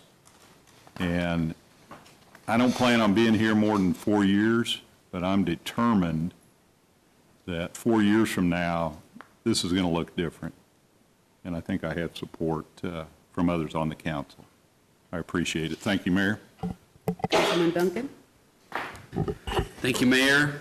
I am still available, everybody, for a work session on Thanksgiving. But other than that, if that doesn't happen, I will be spending it with my family. Yay. No, I love my family, but we don't meet till after Thanksgiving, so I'll just wish everyone an early Thanksgiving. I hope everyone's holidays out there go well. So thank you, Mayor. Councilman Lester. I'm available to drive you to Councilwoman Hiller. Thank you, Mayor. Just best wishes to everyone on the transition into the holidays. It'll be after the holidays before we get back together, or the Thanksgiving holiday. Appreciate your remarks, Councilman Dobler, and I won't give away the subject matter, but I participated during the time of your meeting in the destination goals meeting, and there was a very big group, very exciting, kind of winnowing down of some possibilities to really focus on to grow our city in terms of sense of place and to be a draw for people to come to and to stay. And so stay tuned for more information from that group. On a more micro holiday level, I ordered my front door swag for the second year from the LULAC Senior Center. They were inexpensive and gorgeous. I think they'll have some extras coming in. If anybody still hasn't figured out what to put on their front door, get hold of Kathy Votaw. You might want to mark your calendars for December 15th. The Topeka United Group is doing a program at First United Methodist Church called Peace, a multicultural holiday event. So there will be just about an hour and a half of multicultural acts from 7 to 8, 8:15 or 8:30, a great family event, or to bring family and friends. Stay tuned at a future meeting. The Mosaic Partner Pairs program for Topeka United is wrapping up and getting ready to open the new one for next year. So things are moving along in that score as well. That's it. Thank you. Councilwoman Valdivia Alcala. Thank you, Mayor. A couple of things. LULAC is going to be having their mural dedication on the 19th. think that's Friday. And I am remiss on the time. Mayor, I don't know if you know what time I think you're going to be out there, or Mayor-elect. At any rate, that's going to be happening. And kudos to the wonderful mural work that continues to be done in Oakland. Also, Noto is going to be having their big shindig for Christmas on Saturday, and I received that notification and invite from Tom Underwood, so I'm looking for the time on that, and it starts, looks like they're gonna have all types of festivities there, and it will start at 4 p.m. So that's also something to look forward to. I wanted to say, Councilwoman Maker, that your words were very brave, and I give you a lot of thank you for that, because November 25th, what we know is Thanksgiving, for multitudes that are dwindling in numbers across this continent and in North America, do not see it as a day of celebration. I think that there's a lot of thanks that we can give for being with our loved ones and family members. Let's always remember that we are and have always been on Indigenous land. I wanted to give a huge shout out to a constituent that made her public comment, Ms. Sims, and her UBI suggestions. Never in my life did I think I would hear UBI dialogue at a Topeka City Council public comment meeting. And I think it is just so wonderful that as a transplant to this community, she is so thoughtful in her approach on what she brings forward to us. Also, I wanted to say that as a council, just to be open about this, we've been receiving a lot of feedback on what is perceived, and I have a tendency to agree with it, the lack of transparency with the hiring of our new police chief. We've been getting those as a body, but I've also been getting a number of calls and emails about it as well. And I would just continue to say that we need to be transparent and we need to communicate to all of our citizens and have that dialogue that we may or may not want to have, but we need to have. And one last thing, today is my mom's birthday, Maria Ramirez Valdivia. She turns 85 years old. I love you, Mom, and have a happy birthday. Thank you, Mayor. Councilwoman, I'm looking at my calendar, 10:30 for Friday. All right, thank you. All right, Councilwoman Ortiz.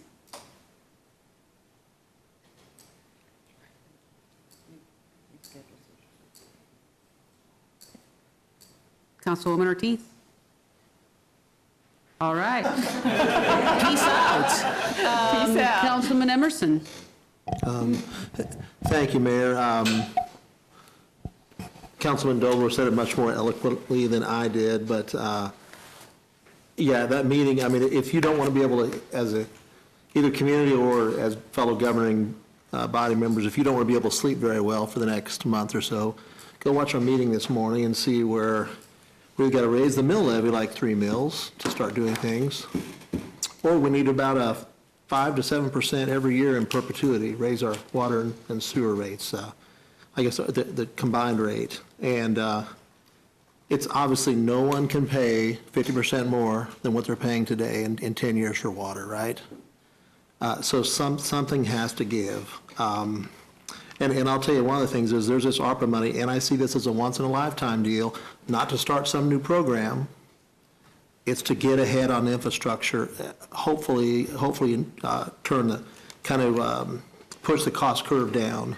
We can't start new things. We can't afford what we already got. We have to fix our existing problems, in my opinion, before we can add anything new, because it's going to cost everyone more every day. It won't help if people are getting, more money if their water bill is 50% more every month. So that'll be a tax on every single citizen forever if we don't get ahead of this. So I see this as once-in-a-lifetime money, not to start new programs, but to fix, hopefully get ahead on infrastructure. The second part, though, is, as Councilman Dobler said, we have to grow. And I kind of thought today, kind of my mantra maybe the next 2 years is going to be no more status quo, we've got to grow. Because so this weekend I was up in Sioux Falls, South Dakota. My son, his team got invited to a Nike running camp up there. It was a great event, 30,000 people there. And I did not run, by the way. But, yeah, I know. It looks like I've lost 10 or 15 ounces, but that city, here you have this little city that doesn't have mountains, they don't have oceans, they don't have ski slopes, but they have industry. They are growing on, I saw probably 30, 40 construction sites there in town, new subdivisions being built. We can do that, and, I've tried the last 4 or 5 years, I've tried to work through things and try to be, try not to be a jerk. I'm not sure I always succeed in that, but we have to do something different. We can't just continue to business as usual, and we have 3 or 4 little subdivisions a year, and we have a couple of buildings, and most are tax exempt. And if we don't start growing, we are going to die. We're going to stagnate. We're going to be, some of those towns you see that are out in western Kansas or something. I want this to be a place where my kids and my grandkids want to be here and can afford to be here because they have good jobs, and their taxes are low because their tax base expands. So, we can't, you can't gift people out of poverty. What you can do is get good jobs here, and then you have income, and then you have taxes, and you have a tax base. We have to start growing. Growth is our only answer, in my opinion. So, thanks for all your work, guys. Mayor-elect. Kind of hard to follow that, but I agree with you. Thank you, Mayor. To follow up on what Councilmember Dobler said and Emerson with regards to growth, we've talked about that, for a while. And it's interesting to me. I talked with a gentleman here just last week. You may know him, Consti Garay with Vita Ministries. He told me about research bringing in 300 new workers. 300 new workers. That's significant as a population growth if we get them to stay in Topeka. And it occurred to me, what does this body have in the way of resources or relationships with other resources that welcomes these people as a new population to Topeka and encourages them to make Topeka their home, help them get through those hurdles that they will probably struggle with, finding available and affordable housing. Because that's just the employees, that's not counting their families. If we can multiply that by making a really concerted effort, people come to this city on a pretty regular basis, but not enough numbers for us to notice. But when we see something like this, I think it's our obligation to find that way to really encourage that growth. That word will spread. More people will find out about how welcoming this community is and what we do to go out of the way to make this their home. Not just the place they work, to make this their home. So I encourage all of us to think about that with all the connections that we have and all the efforts that we're trying to make in trying to grow our population. Keep that in mind, that we have to appreciate the people we have here, but when they do come here, we really have to roll out the welcome carpet to encourage even more growth with our population. So I bring that up in light also of this time of year, because those new employees are very grateful to have new jobs and to have opportunity here in Topeka. And so we want to keep them here. Also, very appropriate comments by Councilwoman Nager about Thanksgiving. I think it's worthy of note that we should be grateful for what we have and really consider how we came to it and how others may not have that opportunity. And I would encourage people, I think just today, the Salvation Army had their badges and bells competition up there at Apple Market. Really, the Salvation Army does do the most good with what they have.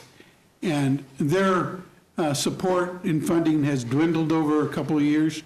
I really would encourage people to take that time to put that extra change or $1 or $2 in those kettles and support what they're trying to do for a lot of the population that doesn't get seen on a regular basis. So for that, I leave you with a wish of a safe and happy Thanksgiving, and enjoy your family. Thank you very much, Mimi. Family. Thank you much. We do have 2 executive sessions. We will have a break, as we typically do, before we enter into them. At this point in time, because of that break and because of the executive sessions, I will ask the city attorney to read the parameter of the first session. The motion would be to recess into executive session not to exceed 20 minutes to discuss an individual employee's performance pursuant to KSA 75-4319B1. The open meeting will resume in the city council chambers. The following staff may be needed to assist the governing body in deliberations: City Manager Trout, HR Director Russell, and City Attorney Stanley. Sorry, forgot my name. We have heard the parameters of the first meeting. At this, we have a motion. Do we have a second? Councilman Dobler seconds. All opposed? Seeing no opposition, we will recess into executive session after a brief break. Michael, you're saying there's 300 people here now? 150 of them are in the hotel already.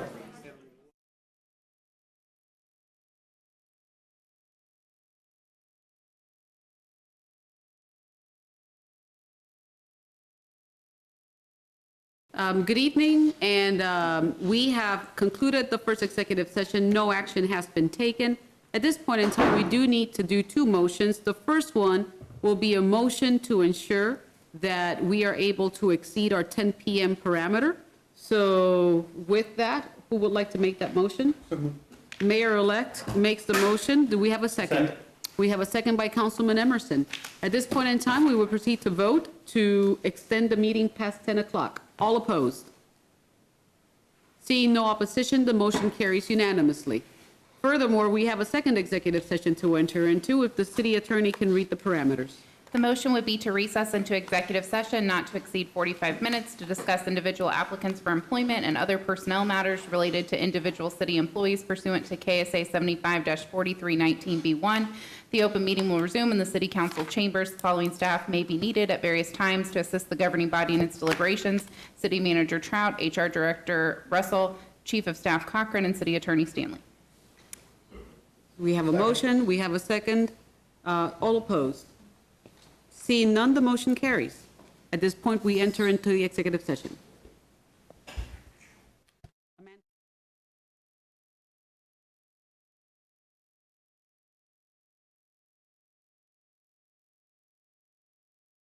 Another 40-minute discussion.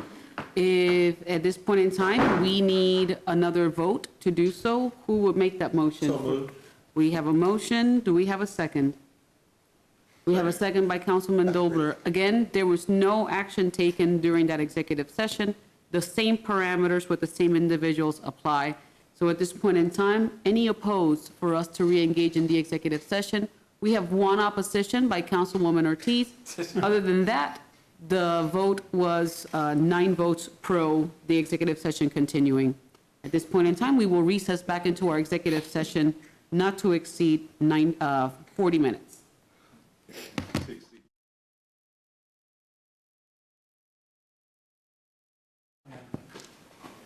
Yeah. Good evening. The executive session has concluded. No action has been taken. With there being no other items in front of the governing body, this meeting is adjourned.